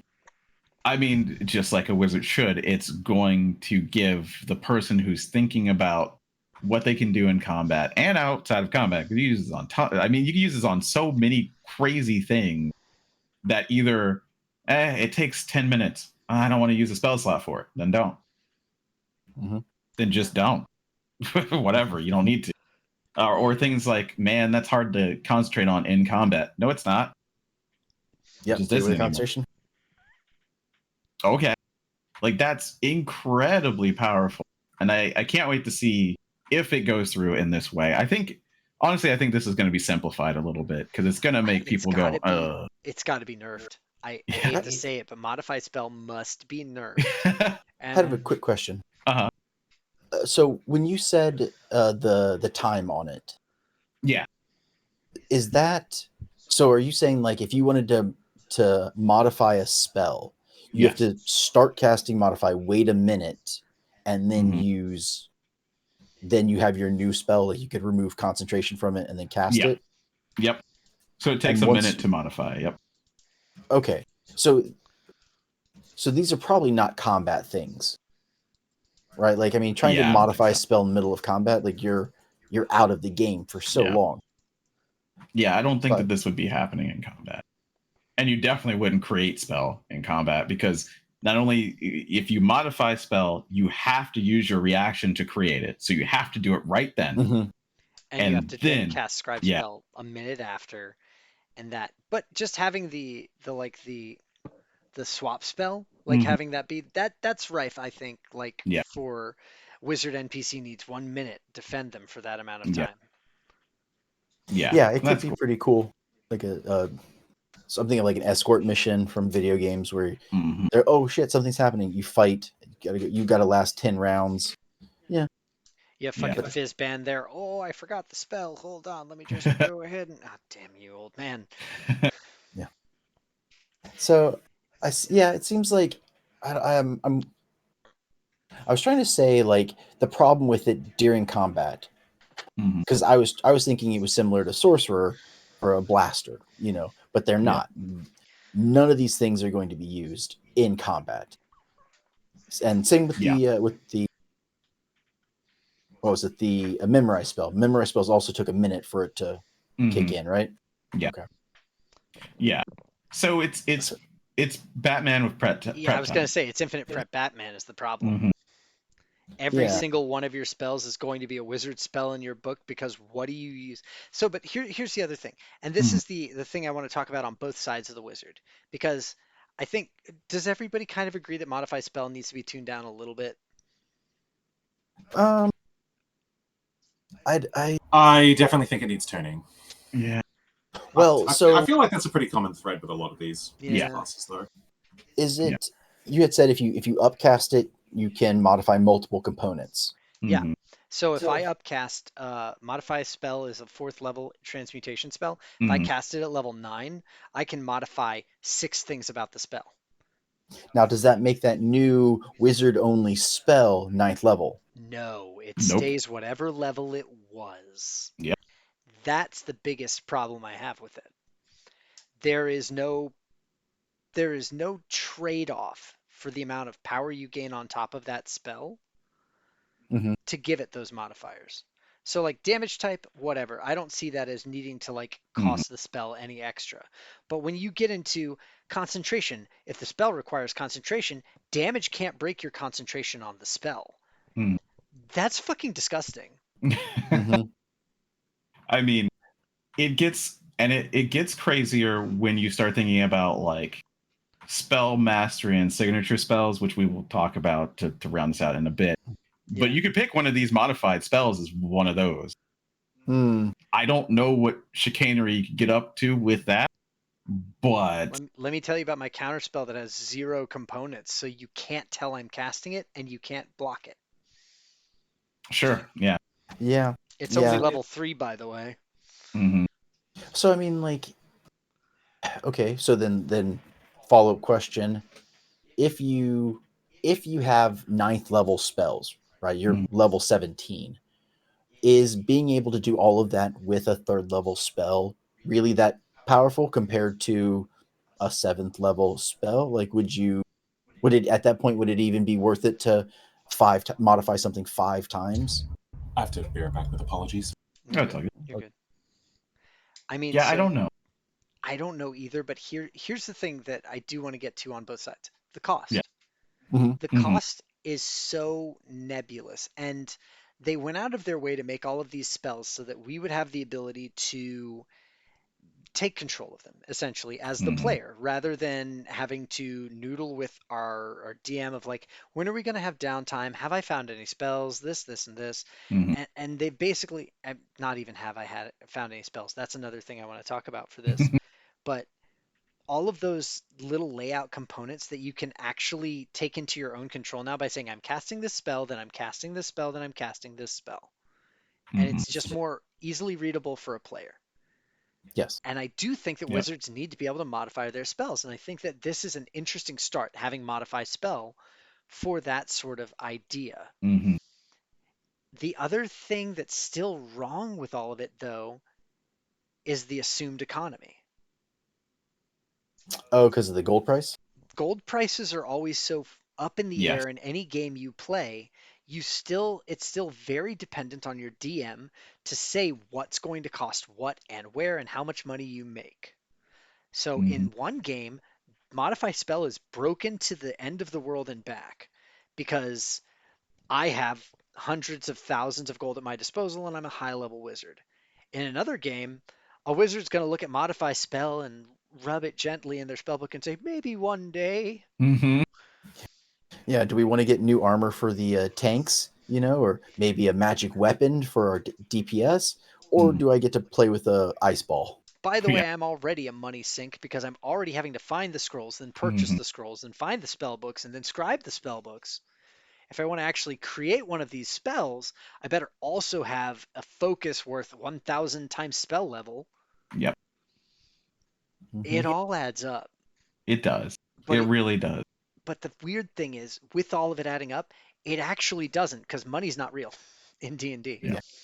You can never really know how much money you can So have. in one game, Wizard completely balanced because you don't have any sort of economy laxness that allows you to just grab whatever spell you want into your spellbook in the first place, much less modify them. Modifying them is Mhm. even more expensive.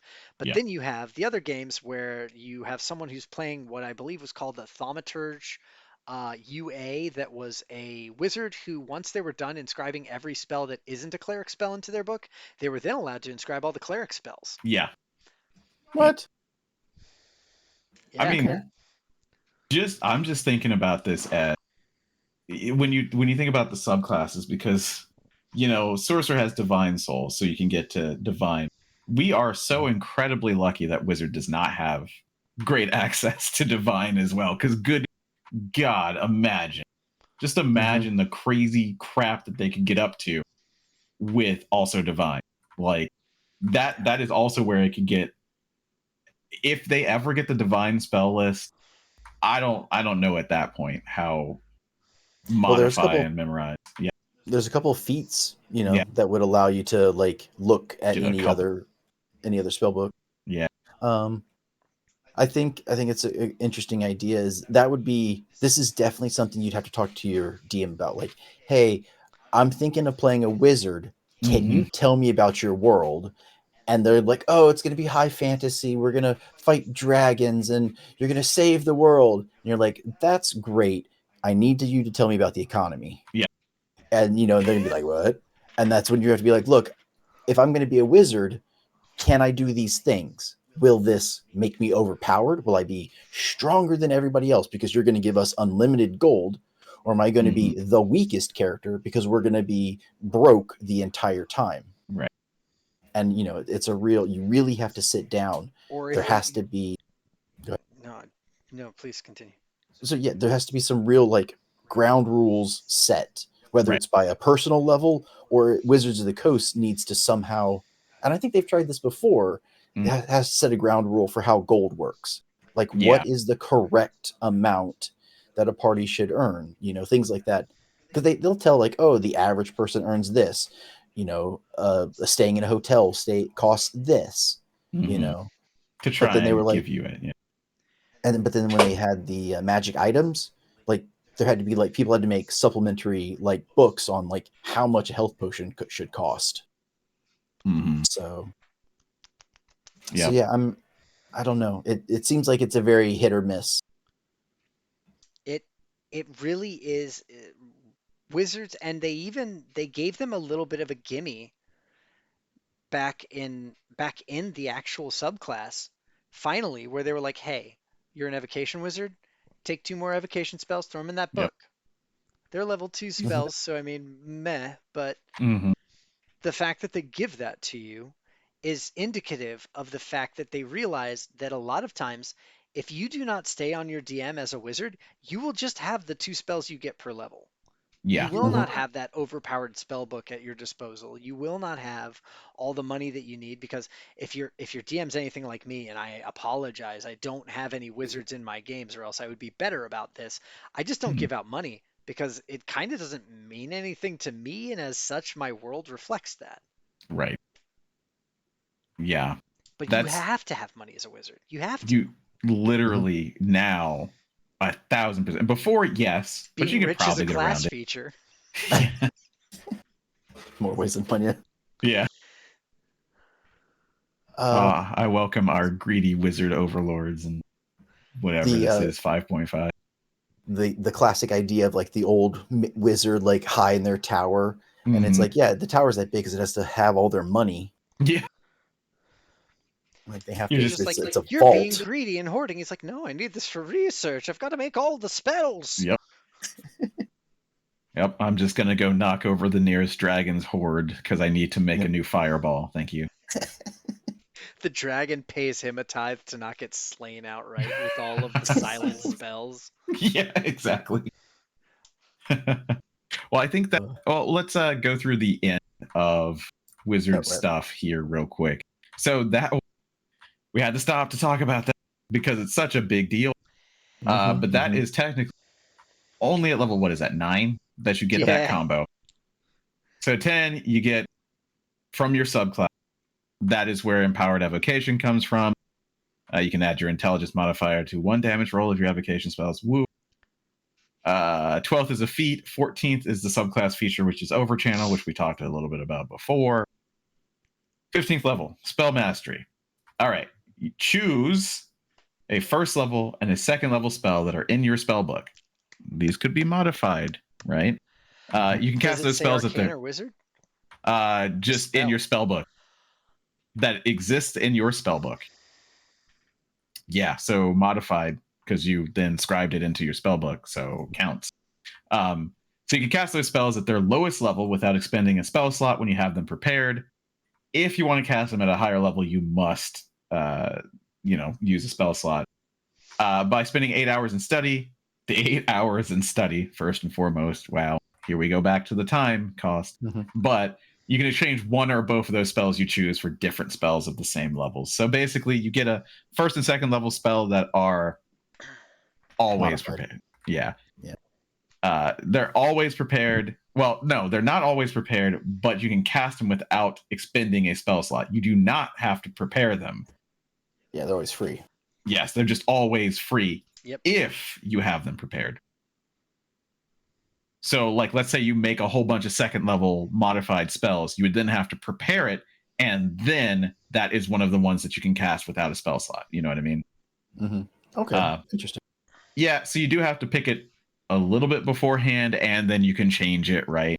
Of course, if you make a new modified spell that you want to use, or you just want to pick silence or darkness is also second level, I think. I can't remember.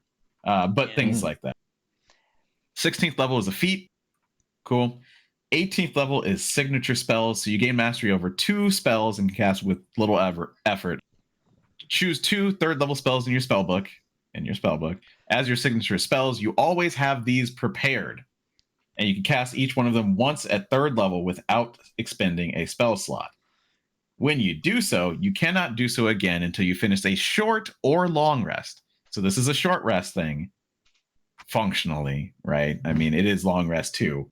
But that one I've always been upset with that it was at 20. There's 2 third level spells. Come on now. Yeah. What? And each of them once per short rest? At least it's not the 20th level capstone anymore. Now it's only the 18th, which, by the way, I just want to say real quick. Anybody who's just listening to this and is noticing, they never say anything about 17th level for casters. Casters get 9th level spells at 17. They don't get anything else. Nope. They're not going to give you anything else. You know, what else do you need? 9th level spells are fucking awesome. Exactly. Yeah, absolutely. Stop being greedy. You got the best thing. When did they get their 10th level spells? 5th? When? But so this is also interacting with your created spells, of course, because you can pick one of those because they're in your spell book. So you can pick your ice fireball at third level. One time for free. Woo. Yeah, one time for free. And these do not say that they can ever be changed. So you pick them once. So if you haven't made that 3rd level spell that you want to have forever by the time you hit 18th level, that's too bad. Yep. So 19th level is a feat and 20th is an epic boon. Just like what we talked about with everyone else, that now lets you get your intelligence up to 30. And you will get an epic boon feat, either dimensional travel or another one. And that's everything about Wizard. That's all the thing. It was complicated to talk about in the middle there, but now, if I was on the other one, I would have. I don't know. Do I have? Okay, good. Now I'm gone, so you can talk about Warlock. Well, Because this no, is where the wait. spark. This is where the sparks fly. No, I'm not leaving. Okay, I was gonna say I need your input. I do want to say, Wizards, I love everything they're trying to do with them. I do think Yes. it needs a bit more refinement because Mhm. currently you could fly off the fucking chain Yeah. with the way modify spell works. It is too much, and that is Yeah. the only real critique I have. Everything else looks gorgeous. More, please. Yeah. I Um, love the flavor of Wizard right now. do you think if they just leveled the spell, so if you wanted to turn Fireball and I make it, really think that would be big if they just made it One so per that modification. one level per modification, except for like a few of the ones that are kind of bullshit to the ground, like changing the type of damage. Yeah, that should be fine. Yeah, to honestly, that remove shit should be in concentration there. adds a level? Yeah.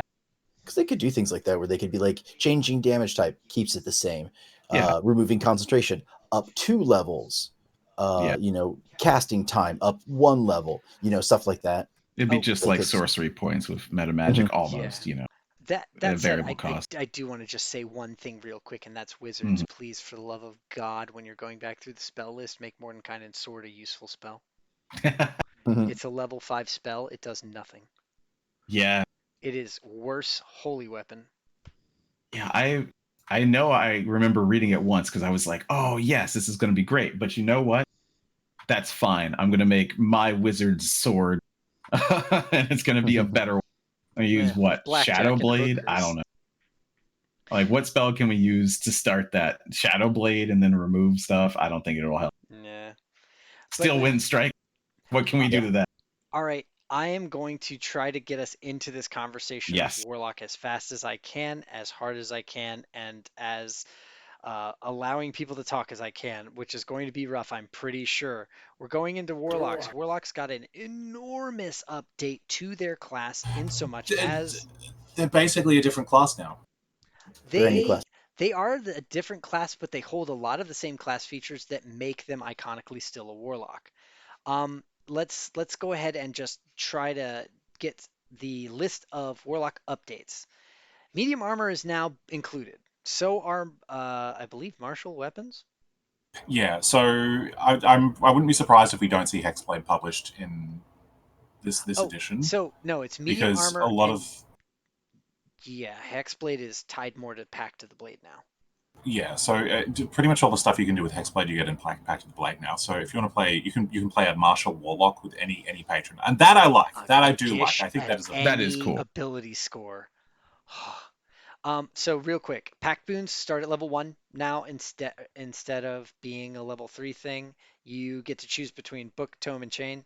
Wait, tome, chain, and blade, which is what you always had, but those were level 3 options back in the day because that was they kind of wanted that to be your subclass. It didn't exactly Yeah. work out the way they thought it would. Yeah, double subclasses. Pact magic, you do not have pact magic anymore. You are just a half caster, but you're not just a half caster because it turns out that the other half, if you so choose, is caster. I love that. Moving into Eldritch Invocations, now cap out at 9 rather than 8, technically 10. We'll get into it. Mystic Arcanum. Mystic Arcanum is the other half caster that I was telling you about. It is available starting at 5th level, and you start to just unlock 3rd level spells. Contact Patron, new level 11 ability, basically the same as Divine Intervention, but you just talk to your Warlock Patron. Basically, this is your DM can't ignore you. If you want to talk to your Warlock Daddy, Yeah. you get to. You finally have the ability to talk to them. Like that was never codified before. And Which I is like weird it. because they were the ones who did it the most. Right. And Hexmaster is the 18th feature. Hexmaster is a bit.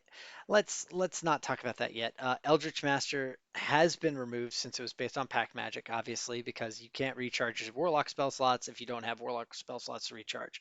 Then you have your Epic Boon at level 20. Now, Warlock is currently a half caster in this implementation, but made the right way and made with very minimal impact to Treant Monk did an amazing video on this, trying to explain exactly how the way that the spell casting works is completely different, but not weaker.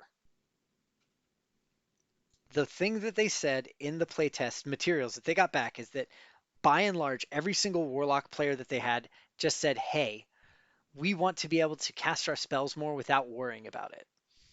The way that they came up with the solution to that, as you look at any part of D&D, is that short rest classes are beholden to long rest classes.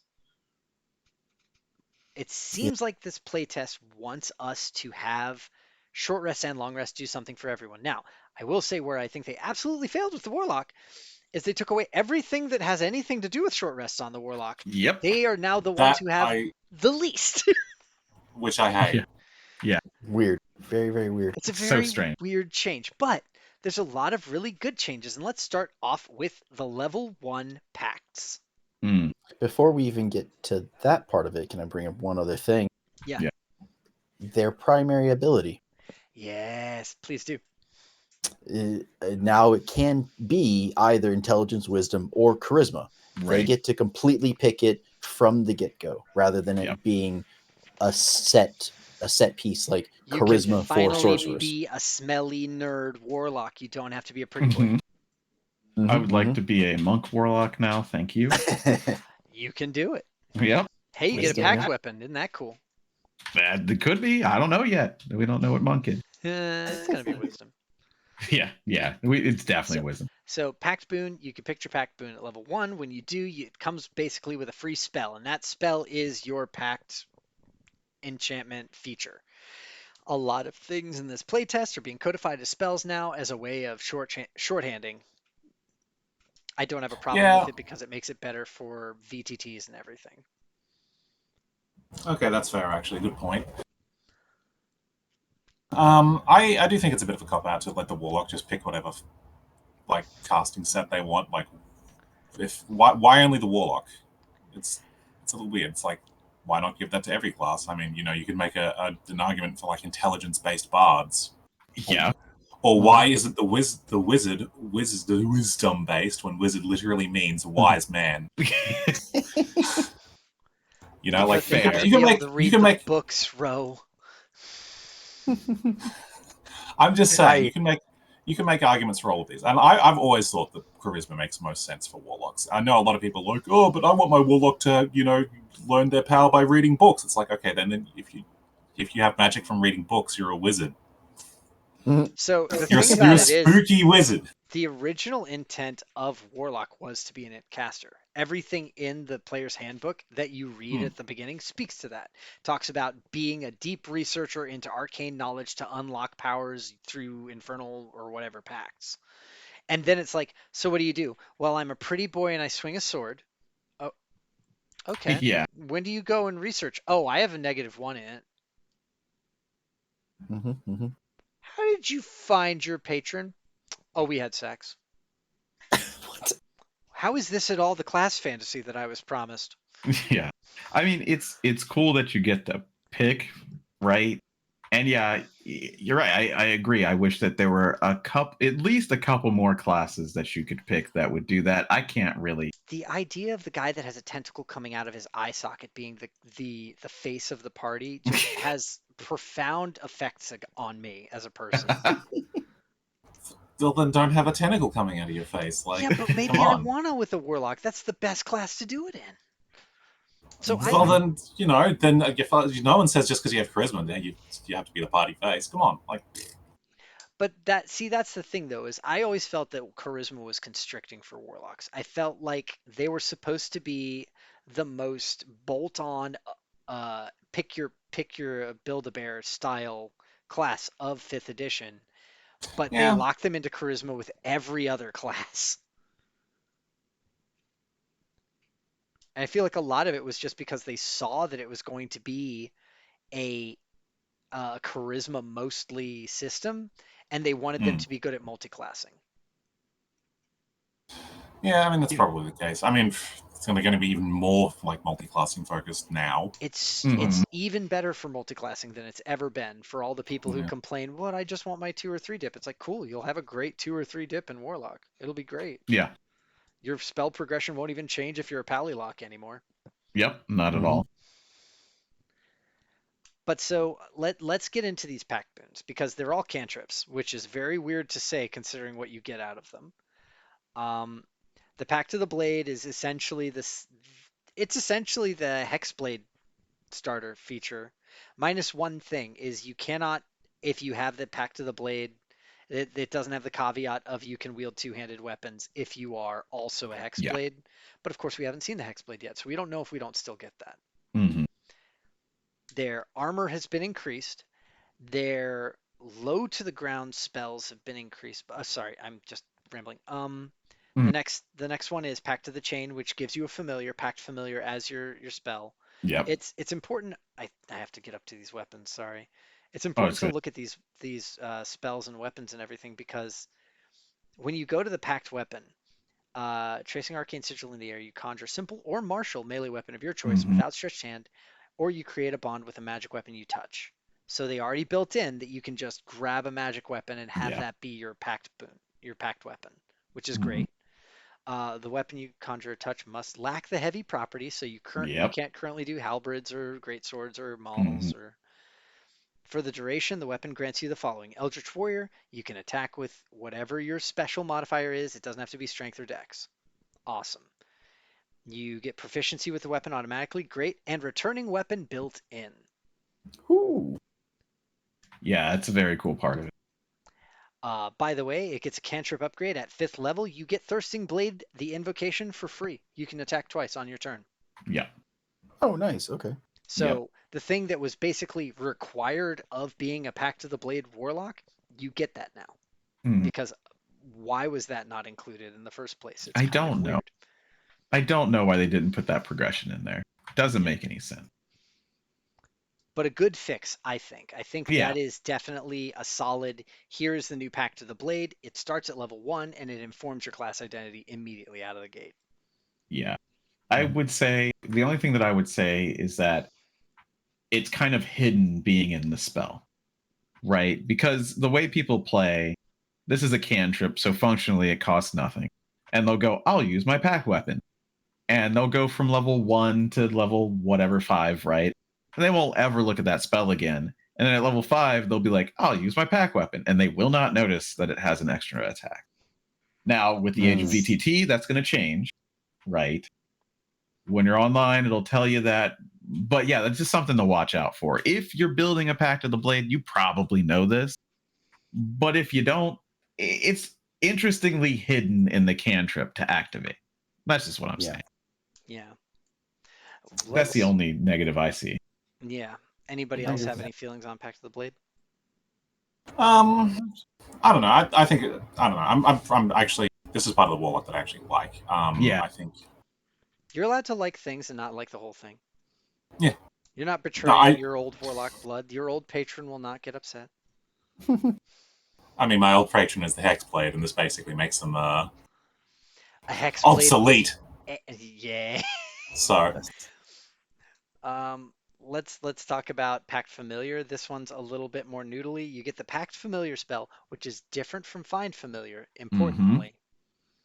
And you summon an unearthly entity. You can choose different types, so you can choose Celestial, Dragon, Fey, Fiend, or Undead. These are all just flavor at this point because it doesn't really inform what the familiar itself does.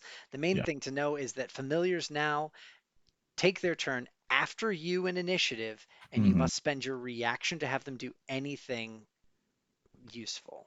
Yes. Yeah. So like if you want to use them to do like the aid or the help action to give you advantage, you couldn't anymore. Or not, at least not for yourself. It does not have the ability to do the help action. Instead, not what even you at get all. is it can actually attack in combat. Yeah. So without the reaction, it can only dodge or move. That's it. The end. To avoid danger, specifically, right? So like you can't even really. I mean, you can move it around, But it's interesting that on autopilot, it just is self-preservation. Yeah. But then, yeah, when you use the reaction, you can command it to attack instead of dodge or move, It's nice to or give it instead of dodge though, dodge. because Yeah, I'm pretty sure that's still advantage on dex saving throws too. yeah, I believe so. They have a hit point pool equal to 10 to 5 plus your warlock level, Mhm. which is kind of rough. And the familiar has a number of hit dice, D4s equal to your warlock level, so I guess to heal. And Mhm. then the thing that it really gets is Eldritch Bond, which is add your proficiency bonus to any ability check or saving throw the familiar makes, and Eldritch Strike, which is on a hit. You use your melee spell attack, and on a hit, it's 2 plus half your warlock level damage of the type specified. Mhm. So it's a reaction attack. Yeah. It doesn't really do much at base level. And then remote viewing as a magic action, you can see what your familiar sees and hear what it hears until the end of your next turn. Note there is no blindness or deafness to you for doing that Ooh. in Yep. this version of the familiar. The pact familiar is upgraded a bit from that. And then starting at Mhm. 5th level, you get a voice of the pact keeper, I think, or something. Yeah, Uh, that's what the invocation was called, I think. you can speak through them and you can communicate with your familiar as long as the two of you are on the same plane of existence. There is no range any longer. Yeah. And you can speak through the familiar in your own voice, which was the funniest part of it to me. Yeah. It's just a little flavor, but it's hilarious. So you can Yeah. use it to do some attacks. Mhm. So a reactionary attack if you Yeah. want to. Also, Okay. the other action that it can actually take is to become invisible until the end of its next turn. That's true, and very big. They gave the invisibility. They took it from the imp and pseudo dragon and just gave it to everybody. Everybody gets Very invisibility. So yeah, you can either have it move and take the dodge, move an Eldritch Strike, or move an invisibility. Basically, those are your big options. Or yeah, it's options. So, Or you can so the look through it on your scouting turn. options for it still just as strong as they've ever been. Yeah. For some Mhm. reason, they didn't see fit to remove that, and in fact, they made it a little stronger when we get back to Yeah, the they did. invocations. Yeah. Um, Another thing that warlocks get at level 1 is they get Hex and they get Eldritch Blast. You can't not take it anymore. All of you edgy warlocks, get over yourselves. Take Yep, Eldritch Blast you and get like it. Eldritch Blast and like it. Yep. Yep. Oh, Uh, also Hex, the Hex is another Hex is interesting one. different. Yeah. Yeah, Hex only applies once per turn now. yeah, you know what? So does Hunter's Mark. Yep. Yeah, I don't like that change. I'm not the biggest fan of it either, but probably Mm, for different reasons. I'm not really concerned about the damage itself. I mean, mm, it's kind of a waste of a spell now at level 1 at least, yeah. Mm, because a d6 damage for a level 1 cast, if you go 3 turns, you've made up for Burning Hands. Hmm. yeah. And then Pact of the Tome. That's the Yeah, other one. I don't have it up here, but I remember that the upgrade for it is Agonizing Blast. You get Agonizing Blast for free at level 5, Yeah, Hmm. that is true. which means you can take it before that, and then once you get it, you You replace can it. invocate out of it. Mhm. And then I'm trying to stay in the Warlock here. Oh, As sure. Yeah. far as what's up? Oh, no, I just said, yeah, that makes sense. Yeah. So at level 2, you unlock your first 2 invocations. Mhm. You also, I will say, your spell progression is a bit stronger, I want to say, than it used to be. You have 2 prepared spells, which, by the way, prepared spells for you are the same prepared spells as a sorcerer gets. You get to Yep. choose a spell. You cannot rewrite it unless you level up, and then you can change it out for another spell, much like the old Warlock. Permanently prepared. The spell progression actually is a little weaker now. Oh, is it? Well, yeah, because as a warlock, by the time you hit 10th level, you've got your 5th level spells. Now Mhm. you've only got 3rd levels at 10. Right. Well, I mean to say the number of prepared spells is about Oh, as you strong mean as it number was. known. Yeah. Ah, right, yeah. Yeah, Yeah. Okay. sorry. See, this is that verbiage again. Number of Yep. prepared spells, by which I mean the number of spells the spells that you know different spells. Yeah. The So weird. the level progression on Warlock obviously is weaker baseline. You have your half caster, just like a ranger, just like a paladin. You go all the way up to level 5 spells at 17th level, but you also get 9 total invocations, and one of those Mhm. invocations that we should just talk about right now is Mystic Arcanum. Mystic Yes. Arcanum is an invocation that gives you the entire available arcane list as a warlock at your control, and it gives it to you at a spell progression that is the same as a wizard and and a sorcerer. Hmm. So at 5th level, you can take Fireball as a warlock with a Mystic Arcanum. Yeah. Something that you used to have to wait to be able to get until, I want to say 14. 14, maybe 13th level, you got Yeah, your somewhere around 6th there. level Mystic Arcanum. I want to say It was yes, it but was down the range.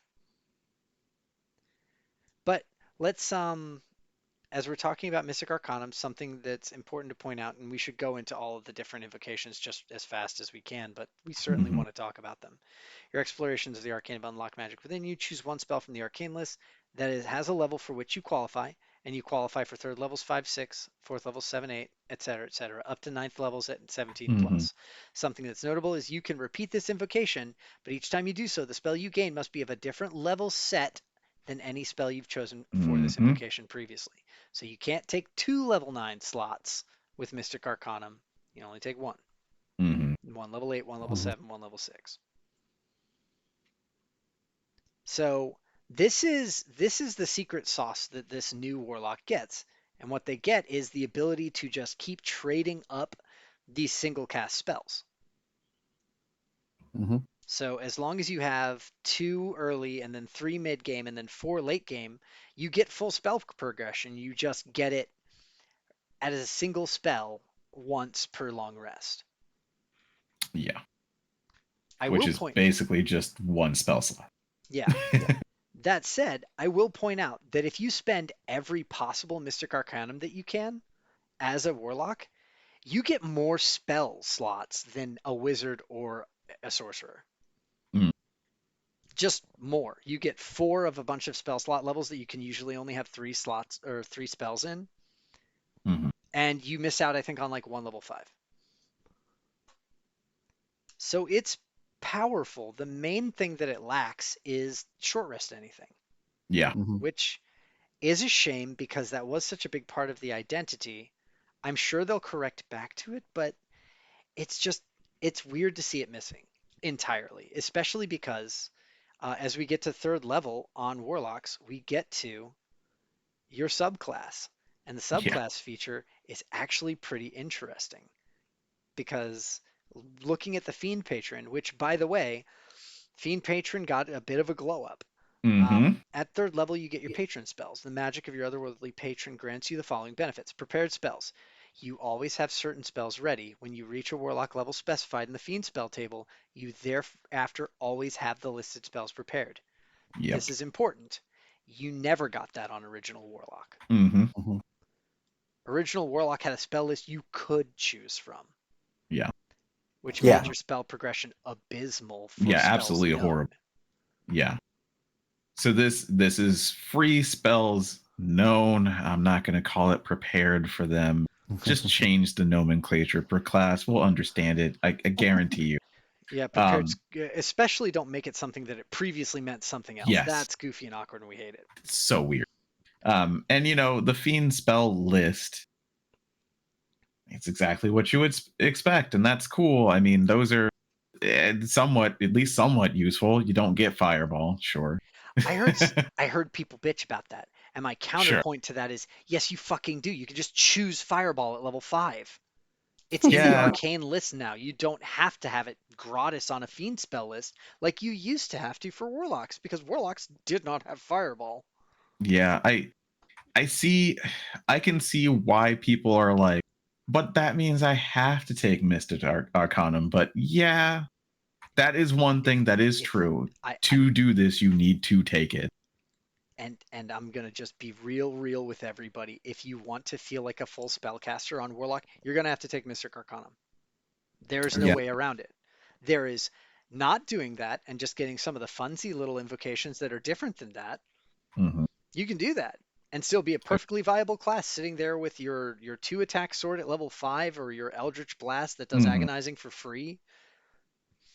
You're still the same half caster style of warlock that you were always able to be for your free stuff.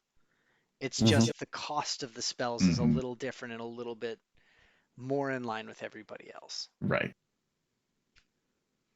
Did you see the free cast? Did I hear you Yeah. guys miss it? We didn't go Another to it yet. Yeah, another great thing Okay. about this subclass listing is, and something that I think they really need to change one word in this, and I'm sure Yeah. you can all pick out which word that is. I You can know. cast one of your prepared spells from this feature without expending a spell slot, and you must finish a long rest before you use this benefit again. Now, if they could just change that to short rest, it wouldn't provide that much more power, Hmm. and you'd get a lot of the flavor of Old Warlock back. Yeah. Mm-hmm. Yeah. You'd always have one spell That's after a coming short back. rest. Yeah. Yeah. And that I don't see And how it's that not would be bad. overpowered. It's not Yeah. overpowered because it's on the half progression tree. Yeah. Mhm. I would almost even say, hey, make the patron spells, make them on a normal progression tree, and you just can't get to them because you don't have the slots yet. Hmm. And then you get one free cast Yeah. on a short rest. And that would give you just that little bit of warlock juice that we're still missing now. I don't know that I would like the taste of warlock juice. All Just right. thinking about it. Um, the other thing that this subclass gets is Dark One's Own Blessing. When you reduce a creature to 0 hit points, or an enemy drops to 0 hit points within 5 feet of you, Blade Locks, hello. Hmm. You gain temporary hit points equal to your spellcasting modifier plus your warlock level. You get a free second wind whenever somebody dies next to That's you. Yeah. that's what the Fiend Warlock already had. However, you had to Mhm. be the one to kill them. So Yeah. Exactly. just being able to be near them. Yeah, Yeah, which is so just nice. what a fucking piss off to be the guy who did everything but the last damage and then watch as someone takes your kill and you're just like, I needed that for fuck. Yeah. Yeah. Mm-hmm. Oh, and it's warlock level, which is pretty dang Enormous. ridiculous when you think about that. That Like, is that is that puts you on par with fighters. In fact, possibly better than on par with fighters if you're in a big melee. yeah, if you're in a Yeah. big melee with a bunch of like minion type characters, oh my goodness, you just Well, but never be also hit. Uh, it's since the temporary don't stack. yeah, it's just So you the refill your first, shield. yeah. But it's the same consistent amount every time too. Mhm. So if you got hit, Mhm. it just comes back and it comes back and it comes back. Right, yeah. Yeah, I think the main problem with this is that now that it is way more reliable, it's not going to stack with Armor of Agathis. Mm. right. Yeah. Um, at 4th level, we get a feat. Let's talk about Mm, some. Do we want to talk about the invocations and just go down the list of them? yeah, we may as well, right? Sure. I mean, there's not all that many. I mean, There are all that right, many. there are. 3 pages. So the Yeah. design notes for changes alone is almost a Yeah. whole page. Uh-huh. Agonizing Blast, same one we know and love. You add your modifier to the thing. Not charisma anymore, can be whatever your modifier is. Mm-hmm. Armor of Shadows, Mage Armor at will. Yep. Ascendant Step, levitate on yourself without expending a spell slot or using material components. This is a 9th level feature for the Warlock. Yeah. Is levitate, am I missing something? Is levitate busted, guys? I don't remember it being like what level spell is that anyway? Let me see. Levitate's like a level 2. Yeah, it's level 2 transmutation. One creature loose object of your choice that you can see within range, which is And you can only 60 cast feet. this on yourself. Yes. Can rise vertically up to 20 feet and remain suspended there for the duration, which is up to 10 minutes. And the target can only move if they can push off of things because you're only levitating. You're not hovering. As the rule So, would say. yeah, without expending a spell slot or using material component, it's still an action. So, It, eh, Meanwhile, we have Beast Speech, which is prerequisite none. You get to speak with animals without expending a spell slot. Just just free speak with animals. chat with the animals whenever you want. Great for a Woohoo. or a Fae patron. Oh, yeah. Yeah. Devil Sight, you see normally in darkness, both magical and non-magical at a distance of 120 feet. Pretty sure Mhm. that hasn't changed at all. Nope. I But don't think again, it's always weird because darkness and dim light are different. so. Mhm. So Eldritch Sight, you can cast Detect Magic without expending a spell slot. That's again no prerequisite. You just get Yep. Detect Magic, which is nice. Mhm. Eldritch Spear, range 300. Eyes of the Runekeeper. I love what they did with this. They said you can read all writing. If it's code, you still have to decrypt the code. Yeah. Stop saying you don't. Stop saying you decrypt codes just by looking at them. Be nice to your DMs, everybody. Please Yeah. don't make them have to write this stuff into a book.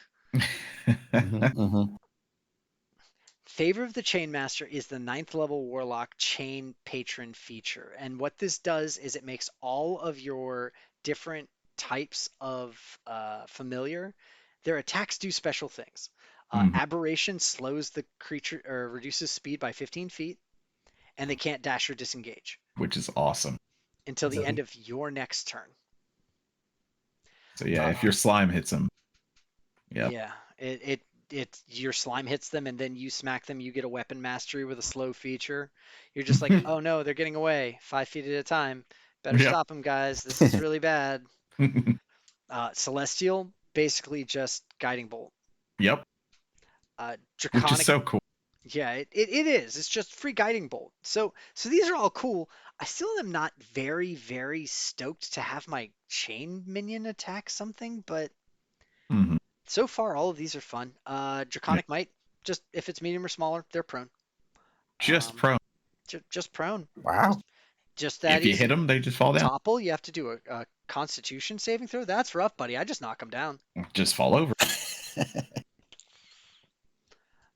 Beguiling Sting charms them against you and your familiar until the end of your next turn, which the baseline charmed condition makes it so that they can't attack you. Yeah. Fiend is No Unrisly saving throws. Toxin. Yeah, no saving throws. Still down this list. Target has poison condition till the end of your next turn for Fiend, and for Undead, target has the frightened condition until the end of your next turn. You choose either yourself or the familiar. Mhm. You can't Venn diagram them and say it's both of us. Yeah. All But you of can these, herd cats. yeah, you can. All of these conditions, no saving throw. Yeah. Well, unless the saving throw is built into the familiar. Like if maybe the familiar creature has when they attack, they get a plus modifier. No, they just Yep. get this. So it's a neat little bit of flavor and some actual decent utility. Yeah. Yeah. You do I have hate to that it's a have level your minion. 9. Yeah. Have to have your minion hit them though, which is, Could be bad. Yeah. Fiendish Could Figure, be. you can yeah, could be bad. Fiendish Figure, you get False Life on free spell slot. Gaze of Two Minds, quite possibly the worst decision they made in this entire playtest for Warlock invocations. You can use a bonus action to touch a willing humanoid perceived through its senses until the end of your next turn. As long as the creature is in the same plane of existence as you, you can use a bonus action on subsequent turns to maintain this connection. While perceiving through the other creature's senses, you benefit from any special senses possessed by that creature, and you can cast spells as if you were in their space. Mm-hmm. Any thoughts or feelings on that? Yeah. Yeah, there's a few. Go ahead. Oh, so it does say willing. I'm Yes. curious what it means by willing.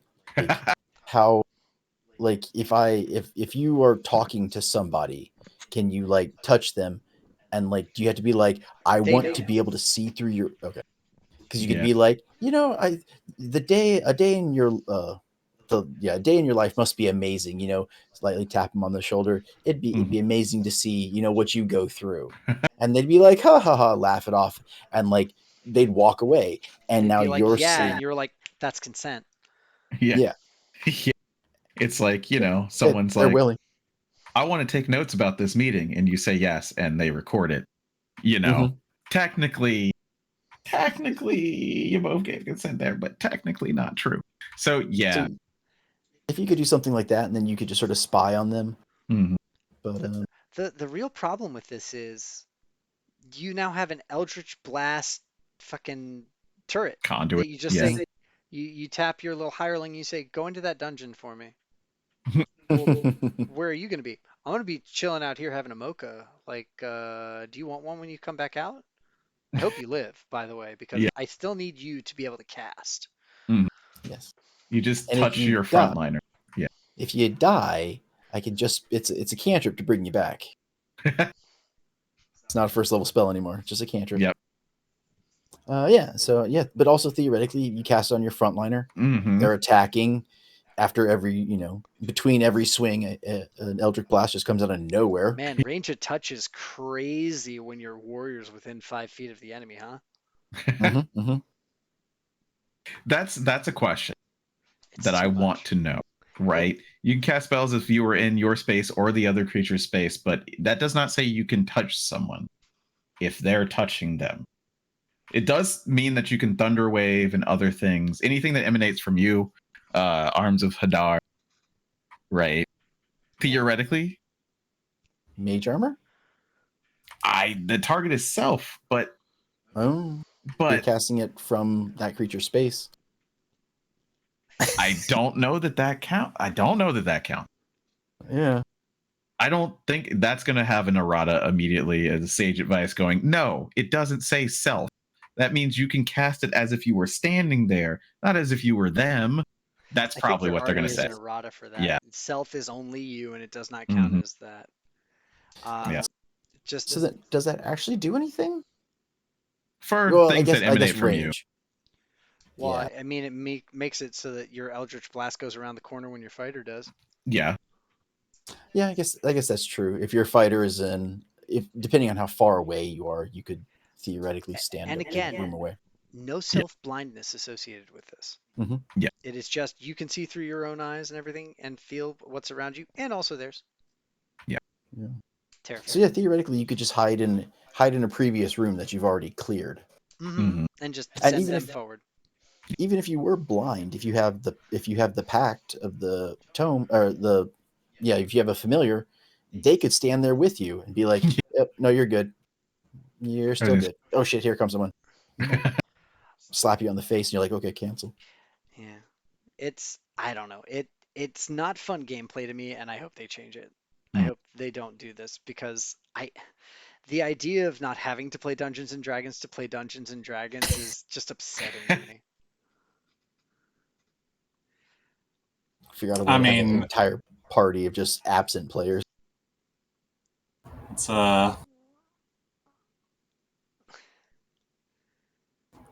it's kind of what a lot of people in the D&D community want. I want to play Dungeons and Dragons, but I want a different Dungeons and Dragons. Mm-hmm. I want to play Dungeons and Dragons, but I want to feel a little bit like that guy who just sent all those guys into that pit in the Indiana Jones movie, you know? Because Yeah. I mean, fuck other people, am I right? Absolutely. Gift to the Protectors is the next feature. It's Pact of the Tome, and it's basically the Talisman feature, the Pact of the Talisman, but kind of Oh made yeah. into a weird little subclassy feature here. When any creature, a new page appears in your Book of Shadows. When you conjure it with your permission, the creature can use its action to write its name on the page, which can contain a number of names equal to your proficiency bonus. When any creature whose name is on that is reduced to 0 hit points but not killed outright, the creature magically drops to 1 HP instead. Once this magic is triggered, no creature can benefit from it until you finish a long rest. As a magic action, you can erase a name on the page by touching it. So basically, you have up to your proficiency bonus, write their names on the page, and then once that's done, if one of you zeroes out from like a big fall or something, they pop back up to 1. This feature resets on a long rest. Yeah. It's a great way to get to the bottom of a tall cliff. Yeah. Sure. It's Better a than great way turning to into a trick fish. anyone. You're like, oh yeah, see, if you write your name in my book, you can't die. Watch it. And kill your friend, they come back to 1 HP, and they're like, yeah, so now we'll just kill you. They don't know that it doesn't work twice per long rest. They don't know that you can erase their name with a magic action. Just wipe that clean, and Yep. that's not my problem anymore. Not my problem. It's a very interesting, flavorful thing that I don't think I would spend an invocation on, though. Yeah, that's the real I thing. don't It's know like, about that. that's cute, but not worth an invocation. I don't know about that. Hexer is when you cast Hex. Yeah. Its range is 600 feet. You have advantage on any con saving throws maintaining concentration on Hex. Mm-hmm. Why are you casting Hex at 600 feet? Okay. Lessons of the first ones is you receive knowledge from an elder. You basically you gain 1 feat of your choice. That is available to first level characters, and that Yep. lacks prerequisites. So you can just get an invocation to turn into a feat. And some of the first level feats are actually pretty fun in this playtest. So Oh yeah. I'm a fan. Mhm. Life Drinker, here is the way that you can modify damage on a melee weapon. Life Drinker, when you hit a creature with a weapon with your packed weapon spell, your creature takes an extra 1d6 necrotic damage. It does not say once per turn. In Yep. addition, the first time you deal necrotic damage, you regain a number of hit points equal to the necrotic damage dealt. Yeah. This is the So- real hex, technically. Yeah, Which here's is Hex weird when you for think your about melee attack. Yeah. But it does stack with Ninth hex level. too. It does. That's Um, something. Yeah, it is. I mean, it's good. An extra Yeah. d6 on anything. That's basically just a Frostbrand gratis at level 9. Good luck trying to kill a warlock is what I'm seeing. You're just going to pop back up at 1. Yeah. Doesn't say it And can't then be your name, get does it? HP and then temp. Yeah, it doesn't say that it can't be your name. Yep. Yeah, just with my permission. Mm-hmm. Yep. Nope. You can do that to yourself too. Yep. So congrats, you're also a barbarian now. Level 9 feature. Yep. Cool. You can I do like being a barbarian. Yeah, Right. that is kind of cool, right? Mask of Many Faces, Disguise Self. Old Mhm. hat. We know this one. Master of Myriad Forms is Alter Self. It's level 15 to get it for free without a spell slot. Alter Self, I'm pretty sure is still a level 2 spell. Maybe it's level 3. Probably. Let's see, Alter Self. Yeah, it's level 2. Level 2 spell that gives you aquatic adaptation so you can Yeah, breathe you can underwater. breathe that- underwater. You can be a little bit stickier or something. Misty Visions is Silent Image without expending a spell slot. That's kind of cool. Yeah. That has no prereq. We Yeah. have Mystic Arcanum.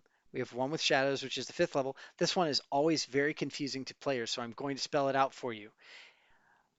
When you are in an area of dim light or darkness, you can use your action to have the invisible condition until you move Mhm.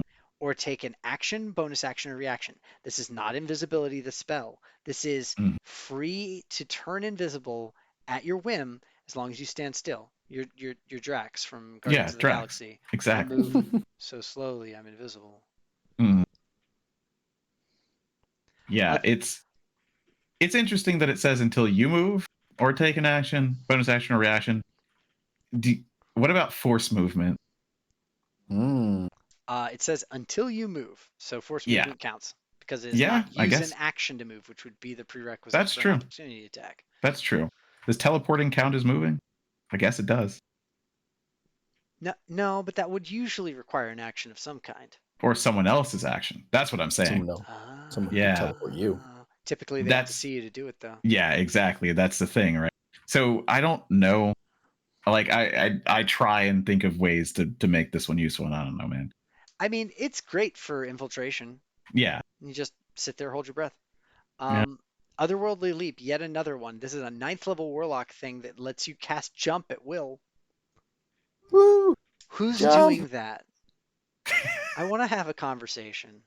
I just want to talk, okay? I just want to talk. Just listen. Just come to my house. Tell me if you chose Master of Myriad Forms or Otherworldly Leap. It's going to be fine. You're going to be fine. Don't ignore worry that about bat in my hand. We're just going to talk about it. But what if I just want to jump 50 feet for no good reason all the time? Yeah, right? Fucking. Well, you better be level 9 or higher as a warlock, because damn. Gonna find a Because reason. level 8 warlocks, Oh, they look. just can't jump. My Yeah. monk lock is gonna take this just to irritate you, James. I don't know why I'd be 9th level warlock by that point, but Yeah, I'm gonna 9th do level it. warlock, what level monk? Yeah, exactly. 11? No key point level monk is what I would be at that Yeah, point. exactly. Whenever you, Repelling Blast, they changed it. It's now Yeah. larger, smaller to move them 10 feet away from you. You can't push Tiamat 50 feet around anymore. Stop. Mm-hmm. Visions of a Distant Realm is the same. Arcane Eye, I think, without expending a spell slot was how it used to work too. It's just a good invocation. Get Arcane Eye for free at level Yeah. 15 whenever you Question. want Mhm. it. Yep. So repelling blast is specifically says horizontally. Yeah, I think straight away from you.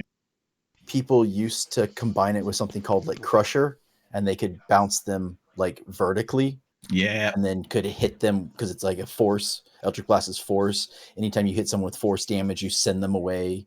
Yeah. So you could like literally like launch people into space. Yeah, they definitely gave the horizontal Mhm. tag to it because they were like, stop trying to juggle people into the air and drop them. That is not what this was for. Look, I'm a warlock. I want to pull my devil trigger and juggle people. Fair. Whispers of the Grave is Speak with Dead without a spell slot, and Witch Sight is now just True Sight out to a range of 30 feet. That's pretty cool. Yeah, which is that's great. That's why it's 15th level or So higher. But yeah, what we don't see is any of those lame invocations that were, hey, this is basically a Mystic Arcanum specifically for Mhm. polymorph, Yeah, you can but cast you have to polymorph expend a once. slot for it. Yep. So that Yeah. is honestly that. Here's the thing: we've talked about the Warlock now, basically, because the Warlock Yeah. has only ever been subclass features, Eldritch Invocations, and feats. Yep. You get Hexmaster at level 18, which I believe is you may always cast Hex for free at any point that you want. However, there's a caveat to these kind of features that is specific to when it says you're allowed to cast a spell for free. It's always at base level. Mm-hmm. So you can't cast level 5 Hex, you can only cast level 1 Hex. Mm-hmm. For free. Yeah. Meh. Yeah, I don't know. The thing is, Hex falls off really quickly, especially Yeah. this version, where it only applies once, so it doesn't even scale as you level, because you does like the thing that makes one of the things that makes Eldritch Blast good is that you max level, you're firing 4 beams and each is getting Hex damage. Yeah. Yeah, Mm-hmm. as long as you're focus firing. Yeah. Hexes, Yeah, Hex and Hunter's Mark are both in a weird place right now because they're Yeah. both the signature skills of Rangers and Warlocks. Hex is always going to be good because you can hex someone's strength or dex. But Mm. it's also always going to be kind of lame because if you're holding concentration on that as a Warlock, there are better things you could be concentrating on. Yeah. And that's the end of it, really. Yeah. That's basically it. At least for current Warlock. Now, Yeah. I will say, at this point, I want to talk about the lack of pact magic. Yeah. James, would you like to rant? I think that because the okay, so first of all, the fact that the Warlock's spells scale slower means that spells like Armor of Agathis, for example, which is really awesome, like it only really comes into its own once you have like third level spell slots.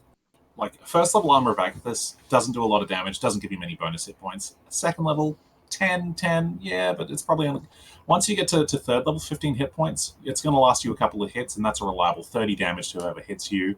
Maybe more if you do anything sneaky to protect yourself, like now the scaling is slower, and on top of that, just like not getting your spells back on a short rest, not getting anything back really on a short rest, really sucks. I am a big proponent of short rests in D&D. I think they should be leaning into the short rest mechanic and not away from it, which they have been doing. And in fairness, they have been leaning into short rests with the things that didn't previously lean into them. Mm-hmm. A little bit. They've A been little giving bit. you a little tiny thing on your short rest, but long rest for most. Yeah. Well, that's the thing. They're leaning more into long rests overall. Yeah. Like they're pulling away from short rests more than they're putting back into it. That's true. And I wouldn't be surprised if when we see the monk, then the monk will get a similar treatment. Please no. Because that was the thing. The monk and the warlock were always the kings of the short rest, and I'm like, because like I'm like another thing as well is like when you see like the Tasha's Cauldron stuff or the Modern Kindness Guide to the Multiverse stuff, a lot of the reprints they took things that previously worked on a short rest and basically were like, you get this a number of times per long rest equal to your proficiency bonus. Mm-hmm. They're very much leaning away from short rests, and I don't know. I think short rests are where it's at. I think it's good. I think if you want to make short rests more relevant, maybe make them shorter, make them 10 minutes instead of an hour. But your group should be taking short rests. I don't know what to tell you. So if nothing else, because you've taken damage, you need to heal. You don't want to waste the few spells since you don't have any short rest healing, like short rest resetting spells to heal with. Like if you were like a celestial warlock or something. Yeah. You don't like you have to do that to heal. That's best place for all your tanks to get their health back. Yeah. So I mean, I agree. yeah, like Bard eventually gets the short rest treatment as well for Bardic Inspiration, which is how you get health back At as level 5, it's very reactions. painful in Well, combat. It is super painful, yeah. Yeah, well, that's the thing. Short, like the bards Yeah. get their short rest stuff later in this Yeah. in this edition. Exactly, and it really sucks. And then you look at like Song of Rest, which is specifically used for things like this, and it becomes less and less powerful because if you're going to do a long rest, you're going to be fine anyway. It's for short rests, So That, I it's will weird. say, it is weird, but that said, like giving you, if you were able to get Bardic Inspiration at the progression, the new Bardic Inspiration at the progression that you're used to, oh, that'd be so strong. They've souped it up so hard. They'd have to It's nerf true. it a little bit to make it a short rest again that early. It's true, but it was one of the first classes we saw, so I'm sure it's completely different by now. We haven't heard them talk about that survey, I don't believe. Maybe it was so long ago that I have forgotten. I think they did, but yeah, but the it was a expert long time survey ago. was basically people like Banu Bard. Yeah, that was basically it. Yeah, that's right. I do remember it now. Yeah. People were like, everyone's very satisfied with what this looks like now. I think they did get feedback on the spells, but Yeah. I want to be an advocate for this version of the Warlock, and the reason I want to is that this Warlock has always felt like it's something you dip into, and to play it to fruition, if you don't have a free plan, like if you don't have dental, if you don't if you don't have your Eldritch Blast with agonizing, if you don't have a Hex Blade with the ability to get up into melee and beat the crap out of people early levels, Warlock always felt kind of toothless to me, because I hate the idea of only having 2 spells. And what I hate even more than that was the way that those 2 spells worked in the current edition of 5e, because Warlock spells had a very limited list, but even more than that, some of the spells that they had on their list you would never take, because, like, for example, if you weren't granted Hex basically as a Warlock at level 1 and told this is something that's going to modify all the stuff you do so well later on, no one would take Hex. Hex is a level 1 spell that has no scaling. I disagree. I think Hex has a lot of use to a Warlock early on. Yeah, early on. But that's what I'm saying. But like, the minute you get level 2 and level 3 Pact Magic, it's a waste throw it away. Yeah. That's the thing, because your spells level up with you. Like, you don't get to a point where you're like, you need something to do with your first level slots. You have nothing but like 3rd, 4th, 5th level slots at that level. Replace it once it gets to that point. Like, that's the whole point of Warlock. Like, you don't have to hold on to these things. But I do feel that there is something spoken to that mentality with the new way that Mystic Arcanum works. Is your old Mystic Arcanums, once you get those spell levels, chuck them in the bin. Go grab something else. Go reach higher on the shelf. You're taller now. You're a big boy. You can get to the level 5 spells now, so do it. I feel like the way that old Warlock spell slots progressed for you made it so punishing to choose certain spells knowing that they would never scale.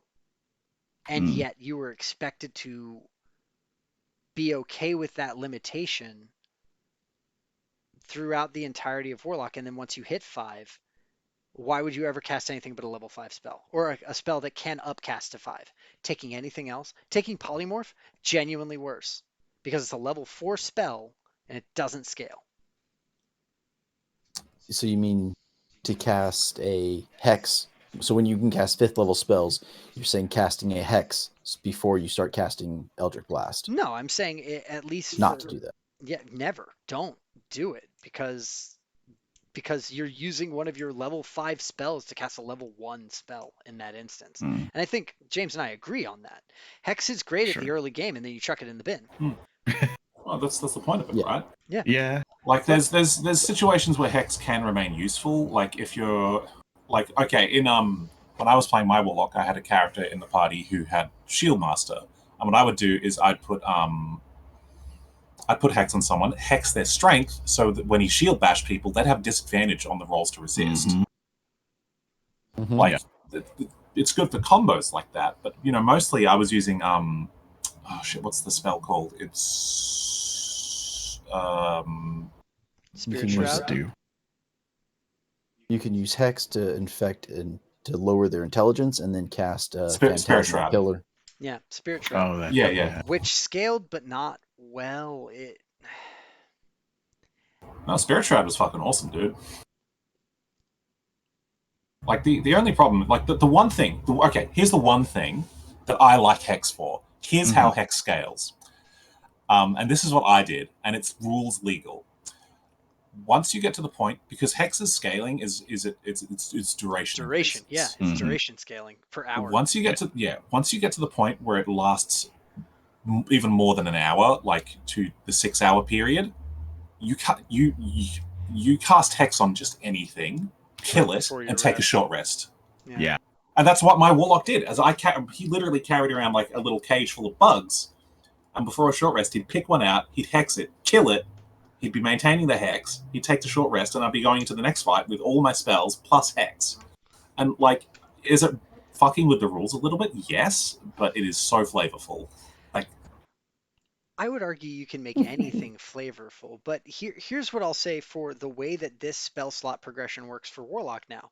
As a half caster, I have a reason to own level 1, level 2, and level 3 spells. Sure. Those can be useful, and I have a spell list or a spell slot list out that allows me to be casting things like that and not feel like I'm wasting my time. I have a quick question, Mhm. if I may. So they are considered a half caster. If you don't use every Mystic Arcanum to take another spell, what is the other half? Like, do you have to go Blade and be frontline? You can take a bunch of invocations that give you the ability to cast spells at will. You can take a bunch of the fun little things like standing still turns you invisible. you can focus on your Eldritch Blast. You can Yeah. focus on your Eldritch Blast is one of the big ones. That has always been the case. And it's even easier to do it now because Agonizing Blast comes free to a Tome Lock. Right, but that's what I'm saying. Like, that's why I was like, if you're a Tome Lock, Mhm. are you just going to spend all of your points, since you're already getting that one for free? Are you just going to take Mystic Arcanum? Like, Probably. I don't know. Like, looking at some, like, I get that there's a 9th level invocation that applies to each one of the 3 packs. Yeah. So, okay, there's that one. That you get a total of 9 invocations, and there are 7 Mystic Arcanums. So that would leave you with 2. One for your 9th level special, and maybe I don't even think there's a second one that's packed specific. Yeah.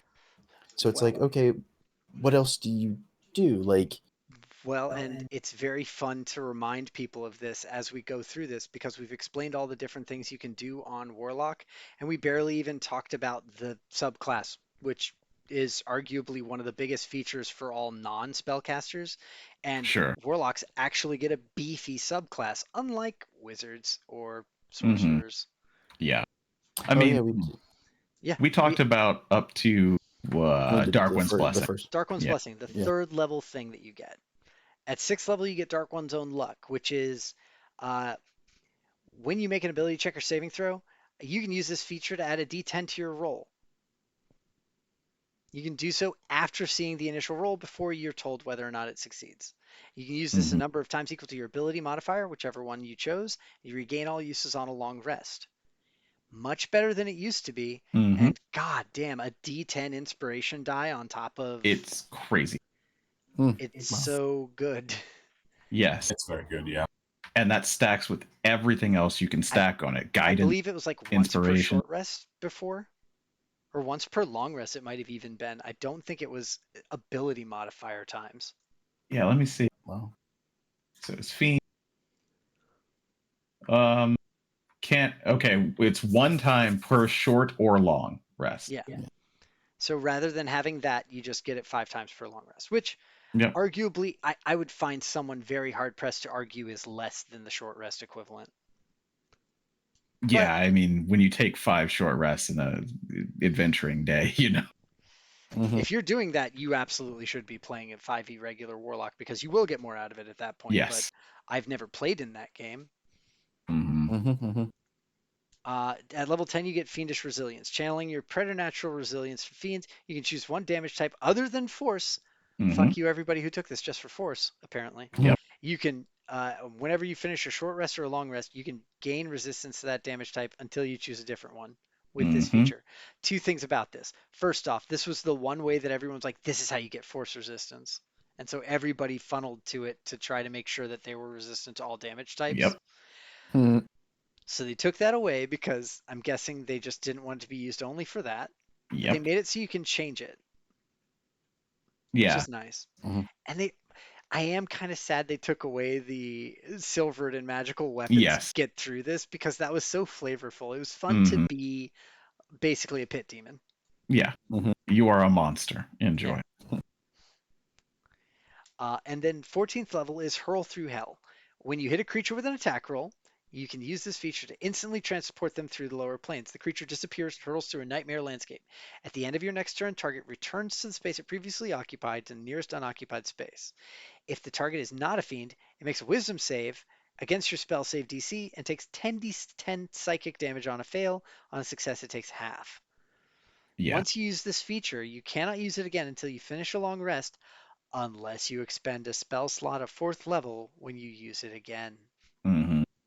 You can use this feature only once per turn. It is very implicit. Only one Yes. time per turn. You Yes. cannot disappear the entire enemy team.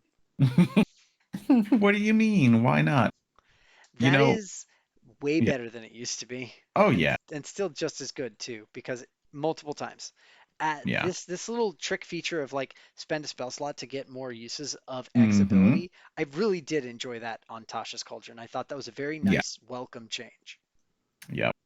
It's interesting to me because, you're asking what's the other half of Warlock. And I think, yeah, it's half caster progression. And then it's, Build-A-Bear on the other side. And like Fiend is a weird frontliner. It really feels to me like touch spells almost and cones and things like that. Because why else do you need the temporary hit point? Why else do you need to make sure you can make every saving throw and have resistance, right? And then there's the attack roll of Hurl Through Hell. Yeah, that Yeah. could be a Mm. spell roll, I mean, it's an spell Eldritch attack roll. Blast, so Yes, yeah, it can be, but it can also be anything else, right? So it's really interesting to me because I think for Warlock, your other half is your patron, which is funny to say out loud. But yeah, yeah. your other half is your patron. So, you take Archfey, and then you have a little bit of control kind of You got some charm and vibes. yeah, charm vibe, right? So it's interesting, and that is going to be the big thing for Warlock. If they go with the way that this is, that's going to be the biggest thing. But I wanted to talk about a proposal from Jeremy Crawford because we haven't talked about this. Mhm. One proposal that he had, because people were mad about Warlock and having to take Mystic Arcanums, is to make them half caster slots with full caster progression. I'm not sure I understand. Yeah, I had to look that up. I've seen it before. It Yeah, used to. It exists in um. It exists in Pathfinder 2e. yeah, And exactly. Well, Pathfinder For what 2e. does it what does it mean? Okay, so I'll oh, go ahead. No, by all means, you looked it up, Sure. please. So instead of, if we're looking at the Warlock chart, right, the maximum spells at 4th level or at 1st level they get is 4. It goes 4, 3, 3, 3, 2, right? 4, 3, 3, 3, 2. This would change it so that at 20th level you would be 3, 2, 2, 2, 1, 1, 1, 1, 1 of all the rest of them. It would basically give you all your Mystic Arcanums right now. So you would have one less in everything that you see up to 5th at 20th, but then you would also have all of the rest. So the progression would be 7th level. Like if we're looking at that right now, it's 4, 3. With this change, it would be 3, 2, 1, 1. Now, Yeah. worth noting this would absolutely fuck their ability to be multi-class caster spell Yep. slotted. It would destroy you. Just like with a normal warlock currently. You don't get Yeah. spell progression that slots into anybody else's stuff. You get your weird noodly 2 little spell slots or 3 at level 11, Yeah. and then whatever else you're able to do. So Hmm. it's an interesting idea, right? And I think that maybe if that's an option for some people, they'd be okay with that. I don't know how you would do that though. I dislike it for one reason. Mhm. And that's basically what this playtest is already giving us, but it's giving you the choice to Yes. not do that as well. Yes, it locks you into basically all Mystic Arcanums. But then I guess you would get them. I guess. And he did say, here's the thing that he wants to make sure that he doesn't do. He cannot make the warlock so strong that he has to do something to nerf Eldritch Blast or any of the pact Mhm. stuff. Okay. Be right back, guys. Yeah, no problem. No worries. That's an So it's interesting idea. Yeah. Because the main problem would be, and Jeremy Crawford said this in the interview, he Mhm. said it is a half caster. It Yeah. always has been a half caster. But the way that we justified its existence and the way that it is justified in play is that all of its free things that it can do are better than any other full caster. Yeah. Eldritch Blast is the strongest invocation and only warlocks can take it. In this version of the playtest, not only can you not take it if you don't have warlock levels, you're not even granted it on any spell lists. Yep. Because it Mm. used to be that you could noodle your way into it by Mhm. being a wizard with like you take Magic Initiate. Yep. But you can't do that anymore. Even if you Mhm. were to take it, and even if you were to be like, I'll take 1 level of Warlock to get Eldritch Mhm. Blast, it doesn't matter. It scales off what your Warlock level is. It no Mhm. longer has passive cantrip scaling. Interesting. Okay. So it protects the Warlock's niche. But if people want more power on Warlocks, they're going to lose that protected niche. And then Yeah. it's going to be the same as every other caster. And that's my concern. I love the look of this. I love that I look at this. Well, first off, I want 2 things changed. Give them something on a short rest because that's always Yeah. been what Warlocks Have did to. in this version. You Mhm. just have to give them something for that back. Mhm. Doesn't have to be strong, just has to be low to the ground Yeah. enough and more frequent enough that it's good. And secondly, I'm gonna need you to let me be an int gish. Please, please, please take away all of the mandatory tome is only this, chain is only this, blade is only this. Mhm. Just make it pick your poison and go. Yeah. There's no fun reason to restrict that behind 2, 2, and 2. This feels like alignments. It's not necessary. Oh, because Pact of the Blade can't have intelligence. Yes. No, you can be wisdom or charisma. Yep. Yeah, I see what you're saying. And why do you think that they said that? That's my question. Is it because of Blade Dancer? Some weird, crazy nonsense you could get I up want to to? be a blade singer warlock. Damn Yeah, it. Blade Singer. Mhm. Yeah. Like Blade Singer Warlock with Pact of the Blade.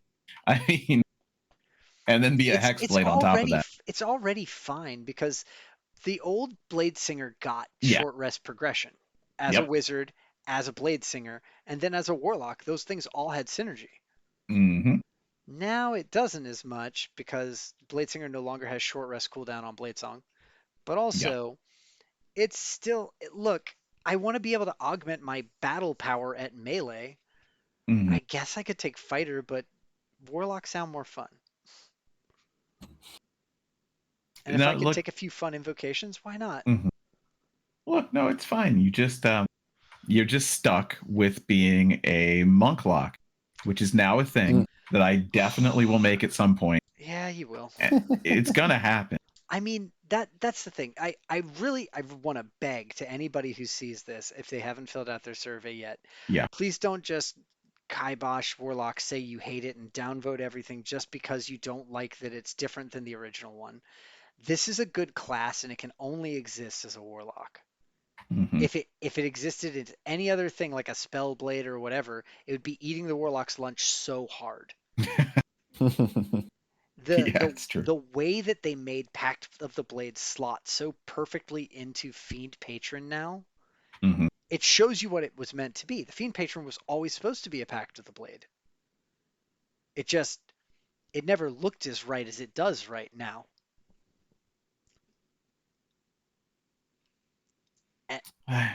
Yeah. Yeah, I can see it. I can see what you mean. How just I feel like I don't know. I looking at it and the way their invocations work, I feel almost like they don't all they get is invocations and there's nothing to them, which isn't true. I understand that. It's sort of like this like preliminary like first look. It's like, man, warlocks don't get anything when they level up. They get a spell per level maybe, or they get an invocation. Everybody else gets these cool abilities.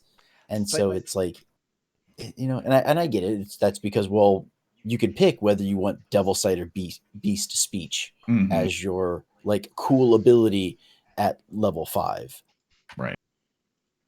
At level 7, do you want to be able to, have Eyes of the Runekeeper? Like, you get to choose Mhm. your specials rather than having to be like, oh man, I can't see in the dark until I'm level 13. Right. No, you can see in the dark at level 2 if that's what you want. It's just sort of Yeah. like you get to choose it, and I mean that's Mhm. pretty cool. I will admit. I Okay, just so one of the reasons with the Warlock that I'm kind of like, iffy about the changes they're making is because I actually think that the Warlock is the best design class in just 5th edition because it's so customizable. Sure. Like, you can take two, like, you take two Rangers and they're both Rangers. You take two Warlocks and they're both they can be completely different characters. mhm. but does this playtest not do that now? I'm sure it does, but I'm still leery about it. Yeah. Mm. I mean, I get it because Why fix what's not broken? Warlock is very broken right now. Depending on the DM, I think if you have a DM who's trying to go with multiple fights in a setting, then yeah, you cast 2 of your spells and 2 cantrips. Fights over. I mean, Everybody takes a short rest. this is the Mhm. problem with Warlock and short rest classes in general, especially monks right now. Fighters again don't have this problem because even if you take away all of their short rest features, they're still insane. But for the Warlock, it's not a question of are you powerful and casting 2 spells a short rest. You are. The question is, when's that short rest coming? I don't know, and the DM telling me kind of takes away all stakes. Well, that's the Mhm, thing. mhm. It's the players that should be setting the pace of their adventuring day. That's true. You It's should be the one who's saying to your group, "Hey, can we take a short rest? I would like some hit points and spells." But if I you mean do that's very that true. and then you just that leads to the same kind of long rest abuse that you see from sorcerers or wizards, Mm. where they're just like, "Well, I'm done with all my spell slots, so I'm going to bed right now in the middle of the day." And everyone's like, "It's 10 in the morning," and you're like, "I don't Well, care." there's a specific rule about that though. Like, the rules say you can only take a long rest once per 24 hours. Right. So sorcerers can't do that. But so does that mean every time we go into any combat, the warlock should cast 2 spells and then immediately say, "We're taking a short rest right now for an hour"? Or do Sure, we why not? pace it? Because it's kind of weird to do in a dungeon, take 7 hours to do 7 fights. Yeah, Mhm. it definitely can Well, be. okay. So then, honestly, then the warlock needs. If the warlock is using pack magic, then they should have more spell slots to do pack magic with. But if you give them more spell slots, suddenly they outpace the other casters. Yeah, now they have 4 5th level spells when no one else does, and now they're doing insane amounts of damage. Well, yeah, but Which also fuck the other casters. Warlock's pretty bad. Make a deal with the devil or go home. Uh, yeah, I think it's a tough decision either way. I think Wizards they originally built Warlocks a specific way. They kind of painted themselves into a corner on Mhm. how short rests work and how they wanted combats to go. They built it, and now that they're like, well, people didn't really seem to like 8 combats in a day, didn't like taking this many short rests. People, whether it's an RP, not RP, but like story flavor of like we can't just sleep here in the dungeon. There's things around here like this doesn't make sense. They're like pulling away from that, but still trying to like, and I'm not even sure of the word I'm trying to use, but they're still trying to keep it Mhm. flavorful without keeping any of the original flavor. Right. And I think. really, yeah, and I agree with that. It's like they know what people liked about Warlock, at least a little bit of it, and they're still going to pivot away from short rest, which I also think is a silly idea. But if you're going to do that, I would say, all right, get rid of short rest things for Warlock. Give them a life tap. Give them a spin hit dice to get a spell slot and let them figure it out with their party. Hey, I'm going to do this. That's fine. I'm not going to heal you every time. We can take a short rest to get it back at some point. Have it charisma modifier. I'm sorry. Charisma modifier per day. There you go. Done. Or spellcasting modifier per day. That many times. That's what I think we actually need to see. What we need to see from Wizards is an ability to use short rests as a recharge for everyone. Yeah. And not just say it only works for some classes and not for others. Yeah. Because if you try to split it that way, what you get is disparate play between classes. The whole joke that I made, a monk, a fighter, a warlock, and a wizard walk into a bar. The wizard gets hit by the pole as he walks in and has to take a long rest. It's everyone else is fine. And if you don't plan your parties that way, it leads to a weird optimization space that you require your DM to actually be mechanically more savvy than everyone else at the table to know how to resolve. That's the big problem with 5th edition as written, and like why I think it's not a bad idea to make some corrections, is that half the classes are balanced around long rests and half are balanced around short rests, and the short rest ones got the short odds with each other. Yep. Yeah. Which is crazy because, again, like I said the first time when we were doing this, fighters still fine, have always been, can only get better. It's like the idea of the fighter on a 3 long or 3 short rest day is a monster to behold. Yeah, I just think that if you're gonna have short rest and long rest and half, or 3/4 and 1/4, or whatever the balance is, go to something that everyone has access to and spin those. And I think that's hit dice. I really think it is. Instead of, when you take a short rest, you can heal by hit dice. And that's only fighter, right? No, everybody. That's everybody. Okay. Yeah. You can spin those hit dice on the short rest to get something back. That's what I would say. You build that in. Key points. Cool. Sorcery points. Cool. Spell slot for wizard already there. You know what I mean? Like, if we turn this multiple currencies, right, multiple points into one that can be changed into all of your currencies, then I think that gets a little bit more parity. That's risk reward. Do I need these hit die? I don't know. This is the first short rest today.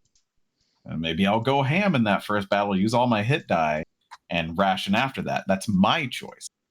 And even if the party's like, well, we're not going to short rest all the time, that's fine. If I know that that's what the party thinks, then I will short rest and use all of them at once. You know what I mean? Because we're not going to have a second one. I just think that gives you more control over it, and I don't see an issue. Like, what's the issue? You spent something, right? You did spend something that would have been useful. And give you a fucking choice on what you spend. Yes, exactly. And I think that's a great idea. Choice. Yeah. I don't know that it ever really works. I'm not, I don't work on this. I'm not super hip to all of the balance for all of the jobs. I keep calling them jobs, class. But that just feels right to me. I don't know. It feels like it was there the whole time, and yet they've never talked about it. And I don't understand why, because it's definitely just a janky mechanic sitting there like, well, this is for your health pool. Yeah, but what if I never get hit because I'm a backliner? Yeah. Yeah. And then risk reward with the warlock. Well, I have temporary hit points, so I can spend all my hit die because I'm thinking about that. You know what I mean? Like, that's juice right there. That's warlock juice, I think. I'd drink that warlock juice.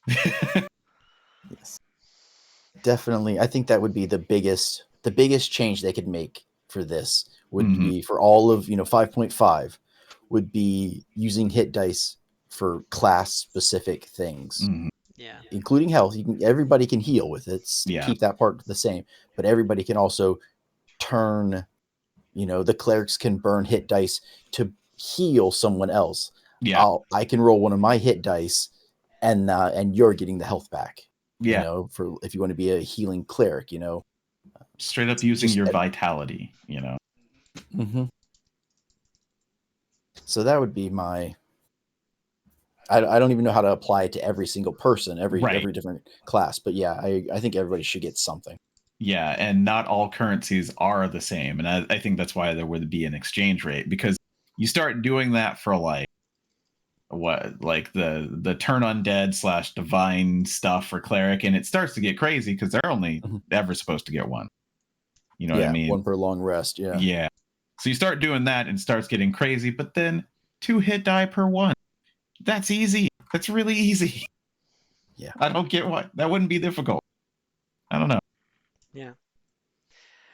I think we did it. Yeah, I think so. I think we covered everything. Holy crap. I mean, there's a bunch of little widgety rules down at the bottom. I Yeah. think, let me just check my outline real quick for anything that we might have missed.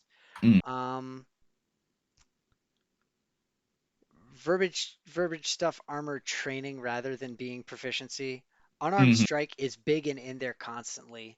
And the reasoning behind that, I've been reminded, is because of the different actions you can perform on an unarmed strike, Yes. being the shoving or the grappling or all the things that you can do with that. And that's why it's everywhere.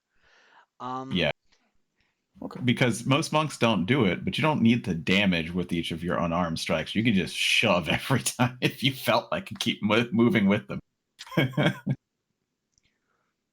Yeah. Mark Songs in the chat is talking about Elric, and I was having a talk with him about how that's just the Hexblade is a love letter to Moorcock's Elric series. Oh yeah, so, 100%. Absolutely. And Black Razor is a poor man's Stormbringer. But no, I think that there's a lot of good in this. I just want to talk about the Warlock just a little bit more. I think there's a lot of good in this the biggest Warlock, one, yeah. And that I think people need to be more receptive to the changes that can be good out of this, because Man, could you not? Don't call me out. it's not just you. It's everywhere online. People are like, they've ruined Warlock. It's like, but you've been begging for more spells this whole time. It's like, well, yeah, that would fix it. But you're saying it's not broken? No, it's perfect. What do you mean? And that's just the online mentality, and it all comes down to the way that the game is played. And there has to be some normalization, but they can do changes in it. Yeah.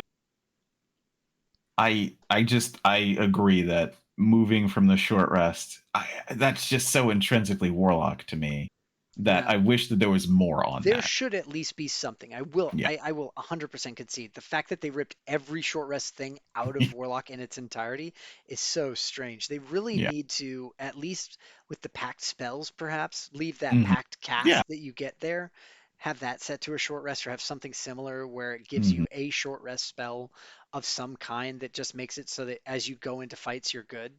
Yeah. But I want to keep Warlock as the free things are what you're here for.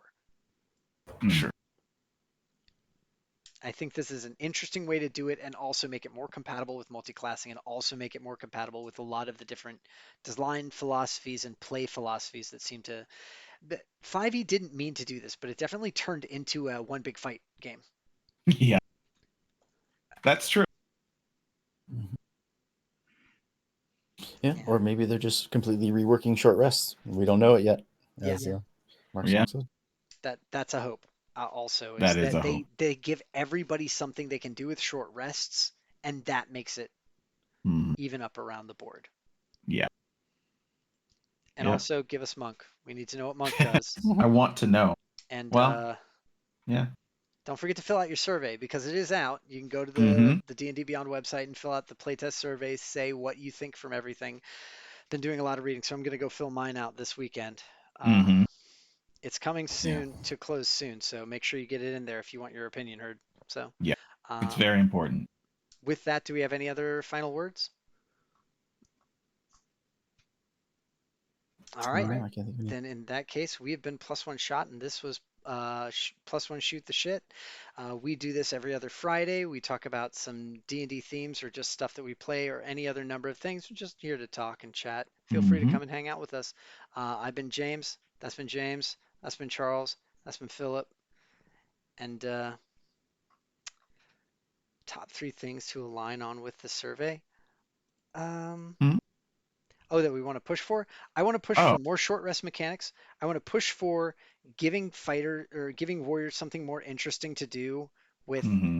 the weapon masteries. Having the three places in fighters too much. Knock one down a peg and give us back another feat. And Sure.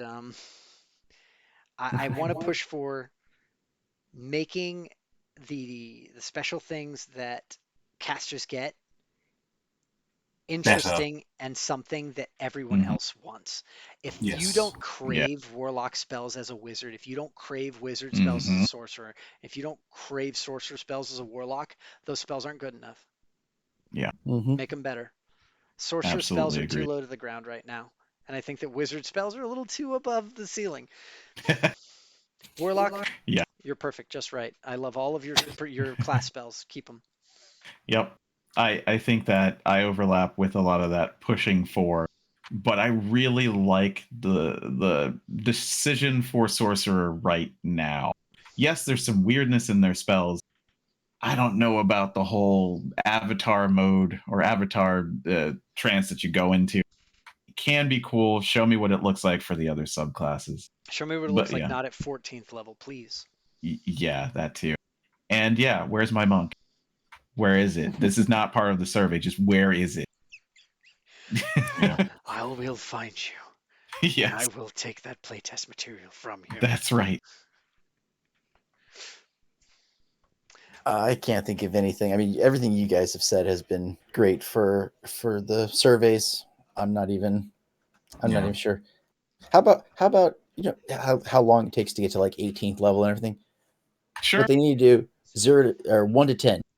Just cram everything down from I 1 to 10. honestly think, yeah, everything that you Yeah. want, everything that's like iconic to these classes should be within the first 10 levels. Everything after that should just be improving on what we already have, frankly.